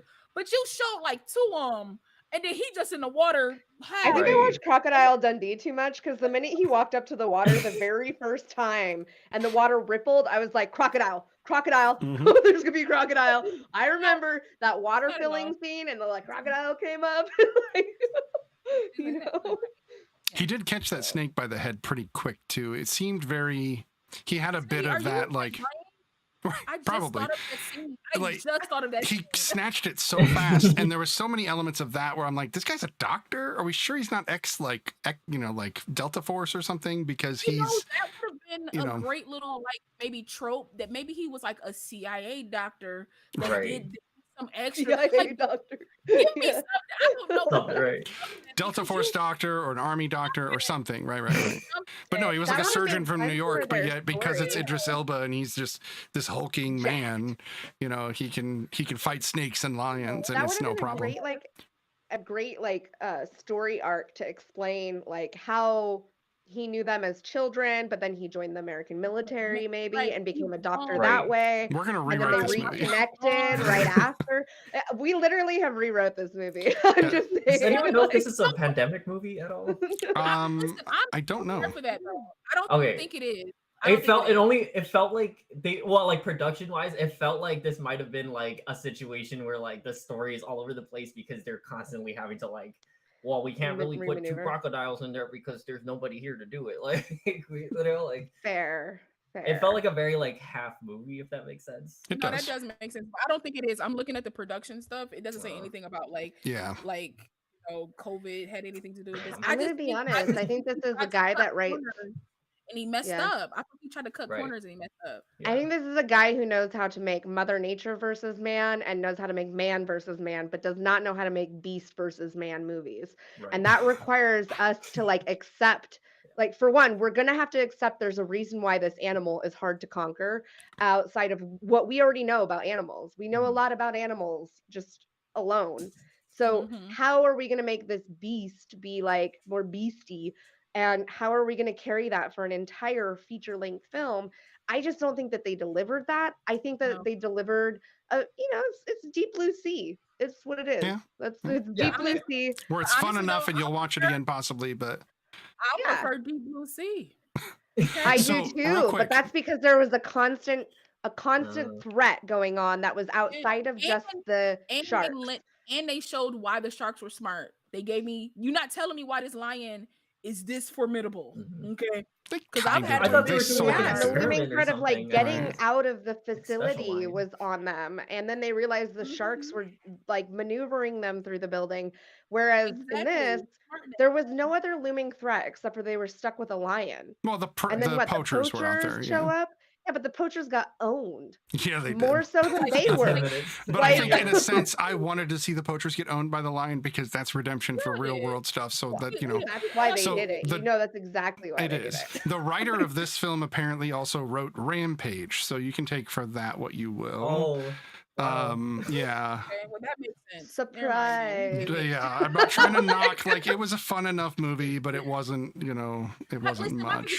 Some movies, but here's the thing, Rampage, you knew what you there were was going to be right. a gigantoid freaking gorilla crocodile. Or whatever. And a crocodile, right? You know what I mean?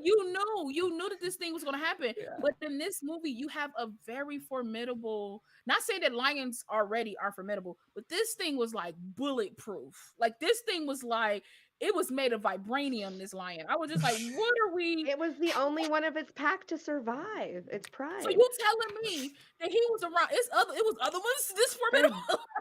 Yeah, but if you think about it could take out humans, no problem. But once it went up against two well-fed, healthy male lions, they took him out, no problem. Spoilers, by the way.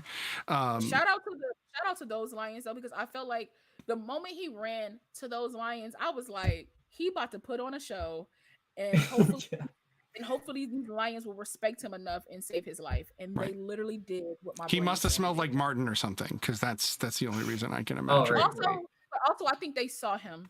Right. Like They saw him have with the Martin, vision. so they trusted They him. saw him with Right. They saw him, so it's just like. But also, you on my land, bruh. Right. Like, Right. I'm gonna need you off my land, son. Like, so it's just one of those things. I don't know, man. This It film also is- felt like an anticlimactic answer. Like, guys, how to beat Yeah. one lion? It's not another lion. It's gonna be two lions. Two lions, right? And a stab from a human too. One And a good, stab from a- good stab. Like, okay. Yeah, and So- I'm sorry, he should have died. I don't care if like Bonji just came up. He should have. I He should have can't. bled because he was getting toe up. Oh I yeah, was like, I'm yo, surprised he that was wasn't dead never- after that. Yeah. No, for real, No, he should've, but again, I revenge, can't see guess. anything but Tyler's promo for this movie. I just Oh, see yeah. the KO Right. and all of that, because that's That what was a real once movie. it happened, I was like, oh, this is he did exactly that in the promo. That's fantastic. Yeah. So yeah. Why don't we go ahead and rate it, and we can move on to Lala's favorite movie of the evening. Why don't we rate it quickly? I realized we had a half hour. We talked about that movie a lot longer than I thought we would. So we'll go in reverse order. Lala, go ahead. Full hour. We talked about Right, we- Stoker for like a full hour. we did. So for Beast, real quick, I'll give this a 7. It was still entertaining to a certain point. I do think that he should have just had one daughter. 2 was too much. Too many. If I was 12, too many, just like too many lions. Mhm. If I was a 12-year-old, I probably would have watched this too. Because little black girls in the film, I'm like, yes, let me see me on screen. And I probably would have been annoyed with them too. And I probably would have gave it like an 8 because it was just like, blood and stuff like that. I like that as a kid. So yeah. Wait, what did you give it as an adult? Oh, 7. A 7. Okay. I'm gonna go ahead and give it. I think I gave it a 6 or a 3 on Letterboxd, which is a 6, and I think I'm gonna keep it at a 6. It's Respect. watchable and fun, and I think anybody who likes animal attack movies should check it out and judge for themselves. Yep. Go ahead, Justin. 12-year-old you? 12-year-old me would have watched it and loved it because it's an animal attack movie. So 8 or 9. Respect. Yeah, 6. I'm giving it a 6 as well. I like animal attack movies. I will rewatch this a few times anytime I need to throw something on to gobble up. It's a cotton candy film for me. Most animal attack films are. However, if this came out when I was 12, it would have been up there with Deep Blue Sea for me. I respect that. Because nostalgia carries a lot of those films for me. They came out and they were just such a good time. This one would have been a good time just like those. I think that it's just not the right era. We want more from our movie. We have a higher standard, I think, nowadays for storytelling because we've been spoiled over the years. Yep. So 12-year-old me would have given this an 8 or 9. All right. Tyler. 7 out of 10 for me. I think it's just because like it's like 2 movies in one and didn't know what it wanted to be. The structure is all over the place, pacing, but it's watchable. I had a fun time. 12-year-old me would have probably definitely. It would have been one of those movies where it came on before Anaconda, and I had to watch it before, so I was like, I gotta wait. So here it is. Nice. Facts. Nice. Sci-Fi Channel, like Yeah, FX. Yeah, definitely. No, Spike. Sorry, Spike TV is what Spike. it was on. Yeah. Spike. Oh, 100%. I probably would have given this a 6, but Idris and Charlton made me give it a 7. I because they wanted carried to. that movie. They really did. They were to me. They were Their just why great is to me. a 6. So I respect that. we're going to move on to our final film of the evening, which is the new iteration of Hellraiser by Clive Barker. And he actually, of course, produced this film. This is not directed by Clive Barker, which he did direct the original film. I don't think I checked who did direct this, but I did check who wrote it. And that told me a lot of things about how David S. Goyer was the writer. And then David Bruckner was the director. He's done VHS, Night House. That looks like Creep Show, and a few other horror movies. So it does look like he's got some horror movies under his belt. But it's a David S. Goyer screenplay, which if you know anything about me at all, you'll know that I can't stand most of his movies. In general, I think that he's very overrated as a writer. That's just me. Who? David S. Goyer. Yeah. He's got a couple of good titles under his belt, and then for the most part, I get pretty bored watching him, but that's just me. I'm That looking at said, him at the opposite. you're looking at what? I didn't catch that. I'm looking at the films that he's written, and I'm actually on the opposite side of that. Really? Okay. Yeah. I mean, he has a Well- lot of films that I dig, honestly. So Interesting. well, not a lot. He has like a handful. Now, don't I get me can wrong. count on one. Dark City and Dark Knight, anything Oh. with dark in the name, sure. I mean, you get all the Blades. You know, Man of Steel. Man of Ooh, Steel. but that Ghost Rider movie. I didn't like Man of Steel at all. But that's the second one though. The first one was spot on. He did Dark Fate, Terminator Dark Fate. He also did Batman versus Superman, Dawn of Justice, Godzilla, which I hated. I enjoyed Jumper. Like he has He some did stuff all that I of the new enjoyed. the I don't Nolan know. Batmans, He right? did The Unborn, which wasn't very good. Jumper, I didn't think was very good. Blade Tyler's like, Trinity's "4K." terrible.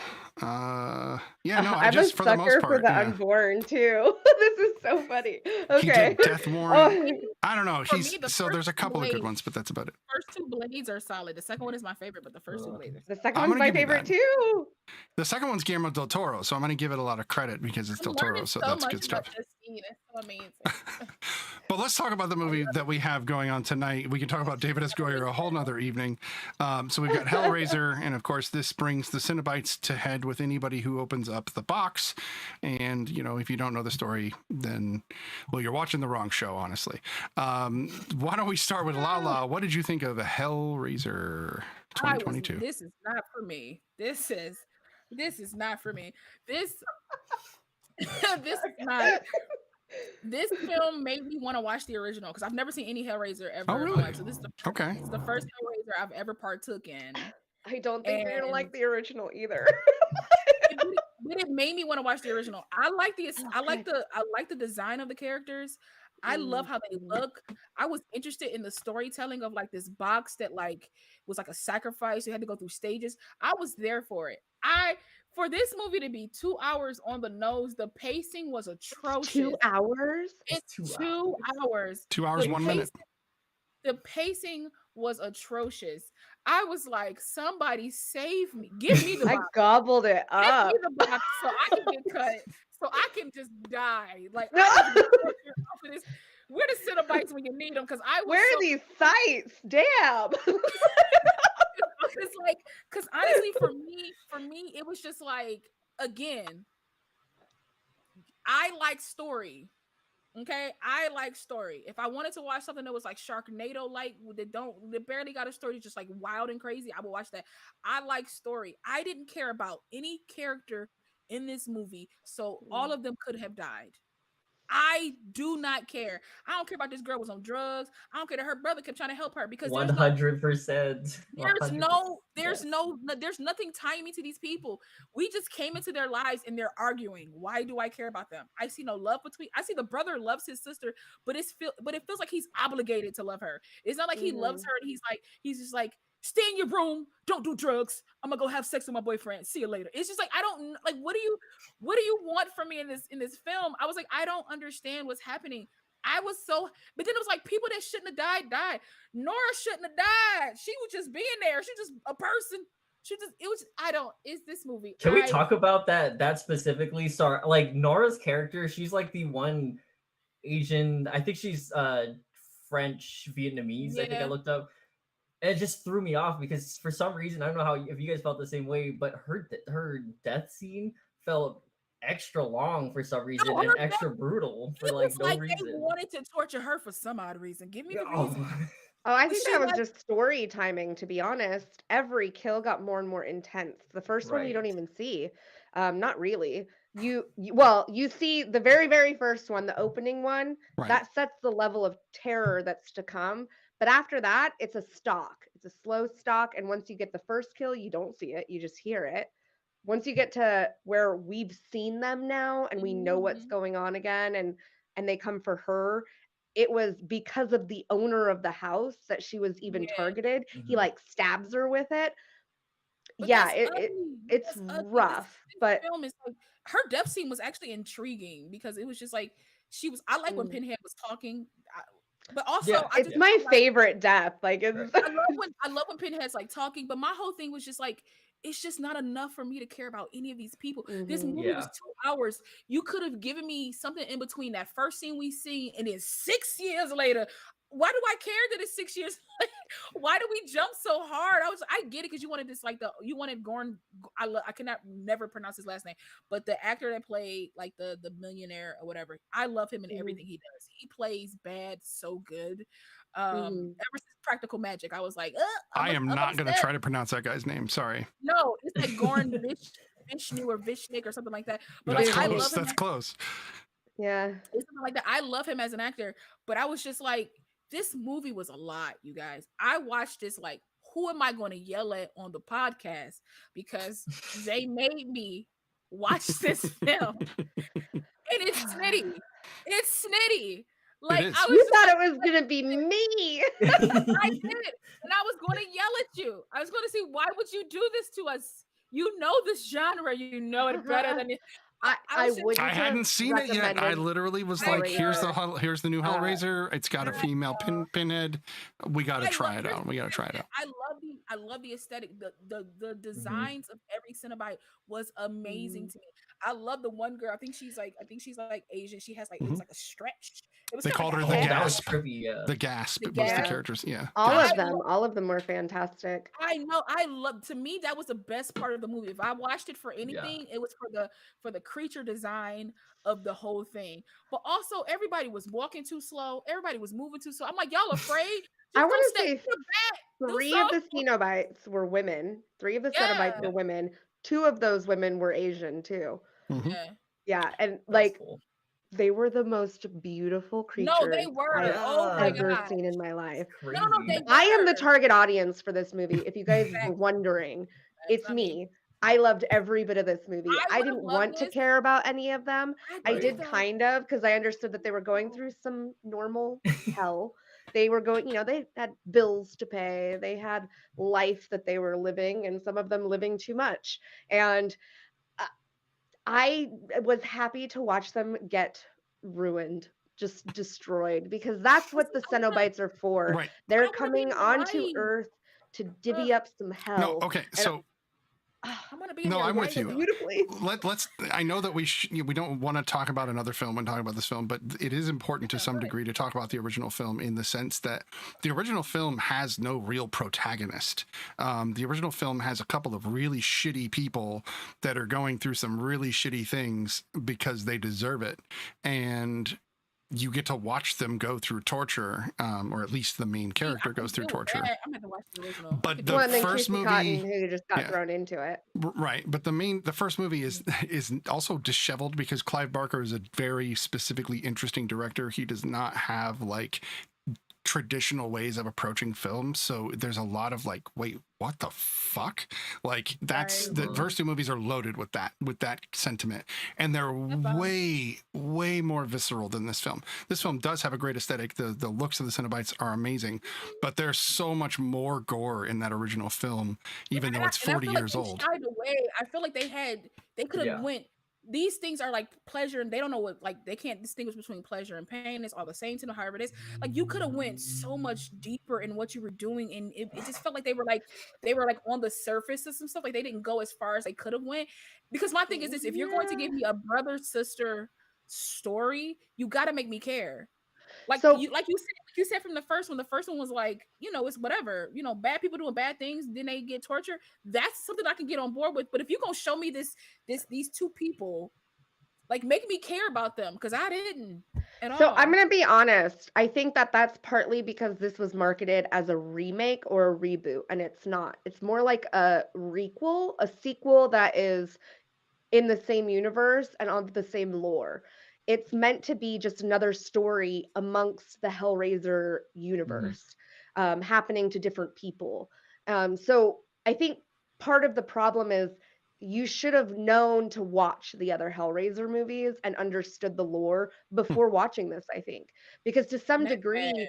I think that because I know how the first movie played out and why the person, the main antagonist, which was Frank, I think was his name, in the original, he is like the rich guy in this movie where he sought out pleasure. He Right. sought out the configuration and the lore there.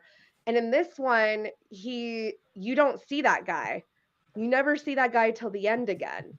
And then he shows back up. And I think if you don't know that person's intentions at the beginning and what happened to them because you knew what happened to Frank, I think to a degree you're missing some of the picture.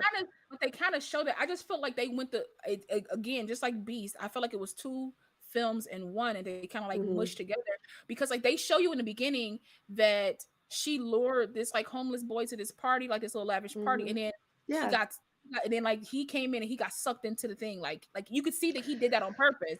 Like you saw that he made that intentional. My thing was this: if you would have let him be the focal of this film, and then it would have been like 6 years later and he threw another party or something like that, and then he got this kid to invite this girl he met in AA and all these people, and then one by one they started like dying and getting swept up by the Cenobites within his house, I would have enjoyed that more than you making it a focal point to watch this girl live this life to get to this point, because like I don't care about her. I was more interested in his character, and then you skip 6 years and we don't get to see him no more until like towards the end. See, I like the character.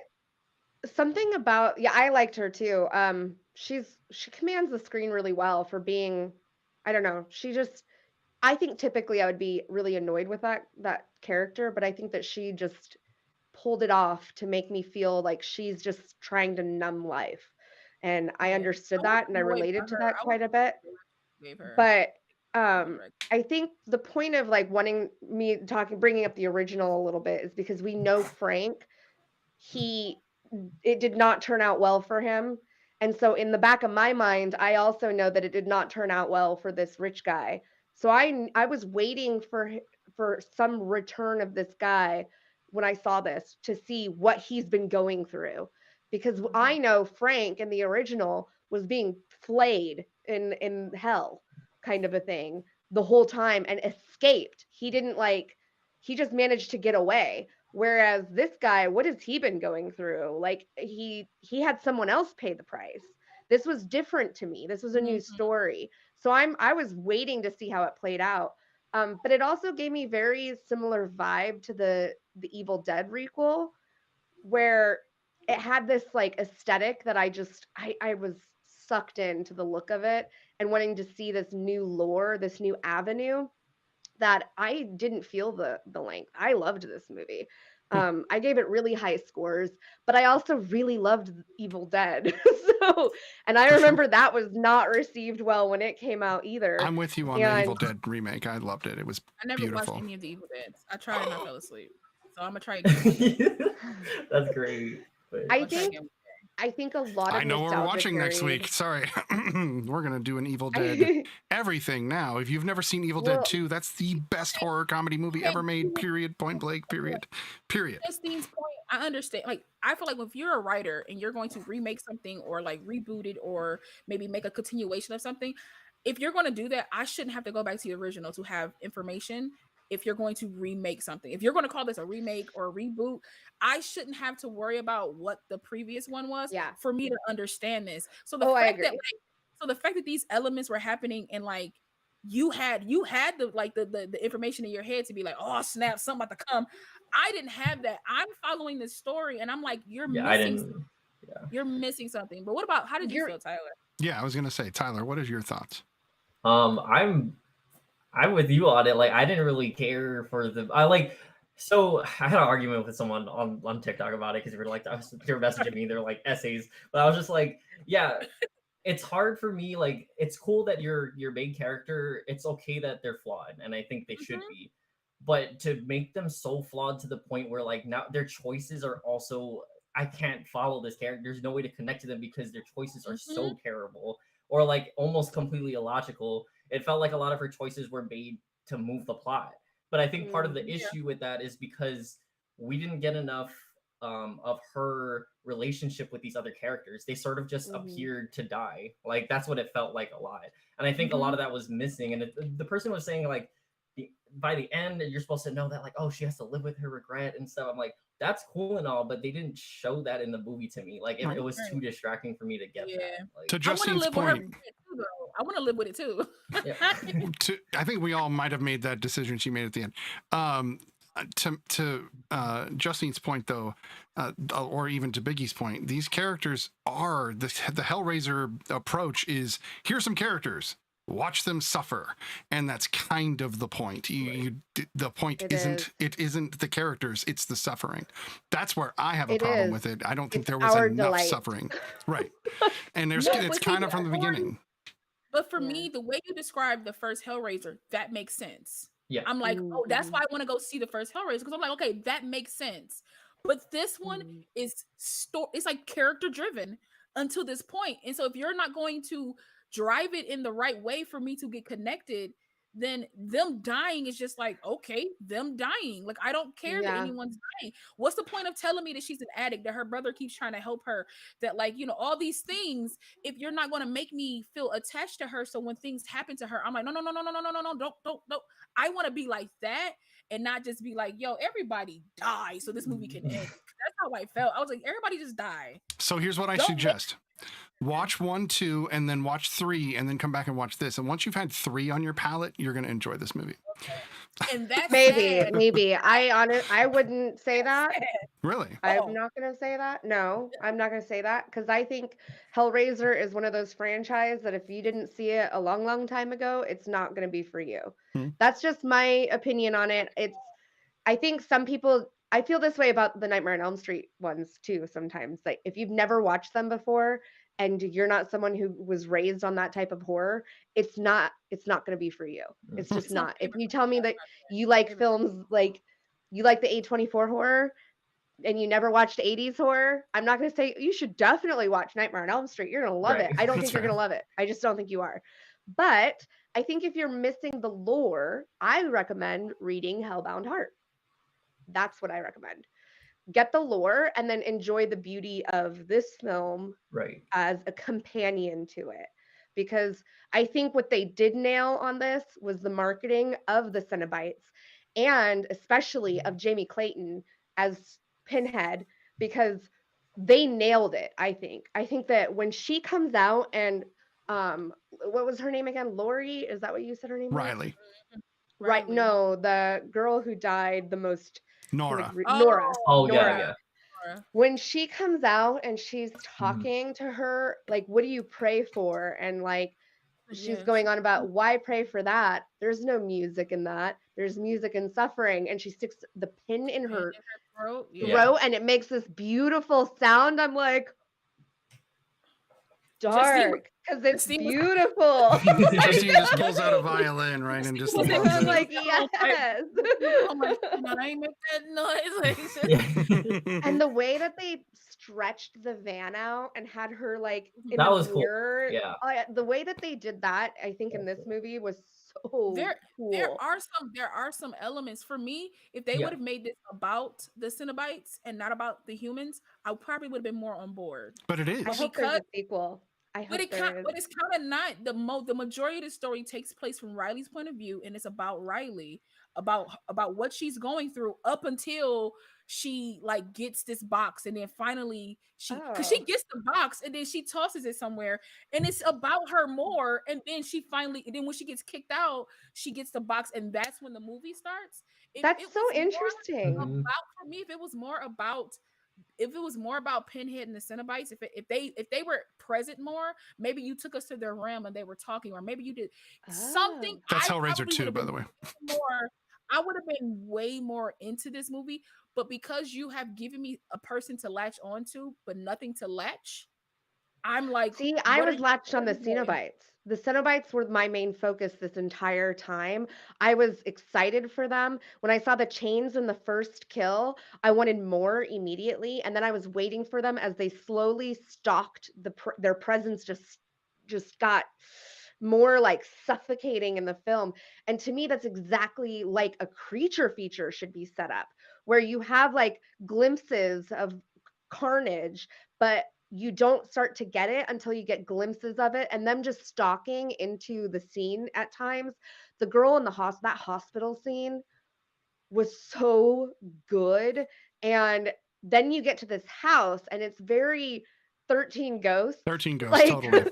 It's so cool, the structure, and like this rich man was just all in on this configuration and this Leviathan. Yeah. And it's just, I don't know, it felt so epic once we got to that point where we're like back at the house. In fact, when they got in the van and left the house, I was like, oh man. But then they had to go back, and I was like, surrounded yeah. by a maze, much like, and again, harkening back to the original films. In the second film, they go to the realm of the Cenobites in a sense, and there's this just massive maze that they So there's a lot of harkening back. When I said you didn't have to see this film, I was using that based upon what other people had told me. I now would have told you to watch at least the original. I've been misled because I was told that you didn't have it, so maybe I was because I watching hadn't that seen way it yet. too, Had like- I watched it, I would have told you to watch the others. For me, that is not good writing. That is not good writing. If you're going to have something, if you're going to say that something is a reimagining or a remake or whatever it is, I shouldn't have to go back and watch the original. You should be able to tell a story enough for me to be like, I'm engrossed in this version and this. Sure. But it didn't make me, the whole time I watched it, and I'm like, I'm missing something. The whole time I felt like I was lost and I was missing something. And I was like, I'm gonna go watch the original because I agree. I just am. And I was like, I'm gonna watch the original and I'm gonna kind of compare it, because I was just like, for me, the writing kind of just let me down, because I was like, if you're going to have this girl be the focal, you have to make me care about her. You have to make me care about her. I'm going to say, I don't think it's the writing. I think it's the marketing. I think the marketing failed you guys. I would say it's the writer, but that's just me. Sorry. Well, I have no issue with the film. If I would have been told or knew that this wasn't a remake, because it's not. I didn't know that going into it either. I thought it was a remake. But if I would have known that this isn't a remake, and they were much more aware of that, I think that, I don't know. To me, they marketed the Cenobites really well, but they should have marketed this as an expansion on the lore of Hellbound Heart. Right. And if they would have did that, I probably would have watched the original. I think so. So I think they just really poorly marketed it. I would love to hear your guys' thoughts again if you go and either read into some of the lore or watch the original films and then rewatch it, and what you think of it then, because I think, to me, it's such a, like, it's a work of art in this universe, the Hellraiser universe, the Clive Barker. That's what I would say is, like, I think this is a good film entry, like, in the franchise, but I don't know, like, as a film on its own, but having watched it from this point of view, I don't know how well it, like, holds up for, like, just that point. There's a lot of for a new viewer, right? Right. Like, would you watch a sequel if they said that it was coming out? If they decided to not focus on, I don't know, I'm kind of with you on that. Like, anytime they went to the other characters that weren't the Cenobites, like, I was bored. Like, Act 1 and 2 is wonky, and then Act 3 is where that's the best part of the movie. And I think, listen, the moment that box, she do something with that box, the moment that first cut, the moment her brother disappears, I'm like, let me see him. Let me see. I'm like, I'm there. But that's the point. But if it was, but I don't like you can't give me character driven without actually making it character driven. Like if you flipped it and it was just about the Cenobites and about Pinhead and about them like congregating. So the opposite of like, Beast. The opposite of Beast. Yeah. yeah. But it gave me the Cenobites and them like planning, because it seemed like they always had a plan. They seemed like they were always one step ahead. And if you would have got it from their perspective, I would have been all in. The lead actress, I still thought she was phenomenal. But you're not giving me anything to care about her living or dying. The fact that her and Colin were their last two living, I was like, I don't care. They could have died. You could have killed Colin them. could have died. I wouldn't have cared. It wouldn't have mattered to me. I'm with you there. He was the only one that I liked, actually. I was really sad when he was about to die. I was like, oh. So we are very split on this movie. Sweet. Tyler, do you have one more thing to say? Because we do need to wrap it up. I just want to say, like, that's where the pacing was, because I understand that, like, it's a build-up, right? Like, they're stalking. Yeah. But I think the first two kills that happen, she's sort of tackling the same question, like, what's happening? And it happens, like, twice. It's almost like we're getting the same thing twice, and there was no progress with figuring out what this thing was for like the first 40 minutes of this movie. And it's like, I feel like there should have been a little bit of like, the Cenobites, like, I didn't know really anything about them until we got like maybe after the second or third kill. I'm like, oh, the Cenobites, like, that's fair. Yeah. That's fair. I kind of, because like real quick, the lady that was dying, Serena, she knew all this stuff. That would have been a perfect time for her to just be like, here's all my information on it. Instead of her trying to take this thing and being like, I'm a stash it away. Girl, I'm already in this life. If you don't tell me what I need to know, like, And then she gets stabbed. You're like, She had one of the coolest I stuff. was like, get her up out of here. But my thing was, that would have been a perfect time for this girl to learn all these things that she needed to learn. And I probably would have enjoyed it even more from there. But I was just like, yo. I kind of like that Pinhead was the one to tell her most of the truth. I liked that exchange that she had was so good. And then she like cuts her with it. It felt like she broke the rules. And I was like, man, no bars or no holds barred. Like she just like grabbed it and was like, now you're ours. Do what we want. But she wanted her to be the one to get to the end. And I thought it was so cool. I don't know. But again, I had seen the originals. I really liked that Pinhead was like, I'm going to root for this one. This one made a choice that I really enjoyed. Like, I thought that was cool. And that she had a different drive. She was uninterested in this rich guy. They already gave him his price, right? She's interested in this lady now. What's yours? Yeah, and I loved that. I thought it was really cool. All right, let's rate and let's do it as quickly as we can. We do got to wrap it up. So let's see, BlackGirlMarvel. What's your rating? I give this a 6. I'll never watch this again. Unless I watch the first one. If I watch the first one, I'll watch this again. If I was 12, I probably wouldn't have paid attention to this movie. I more than likely, I'm sure I wouldn't have. Too gritty, too visceral. Too like meh for me as a kid. I would just like look at this and be like, especially marketing wise, what Justine was talking about. Me as a kid, if they marketed this way, I'd have been like, yeah, I'm good. I just, you know what I'm saying? Cartoons on. That's fair. Tyler.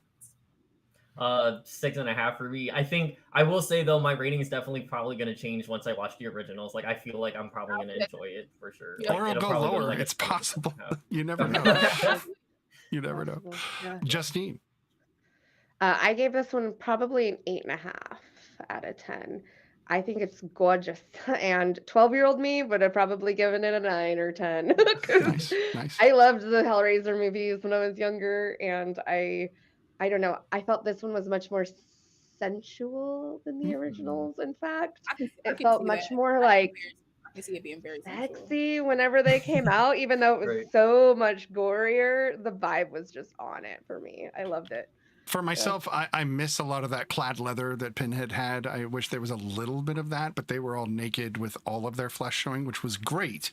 But I still kind of miss that the 80s, 90s aesthetic.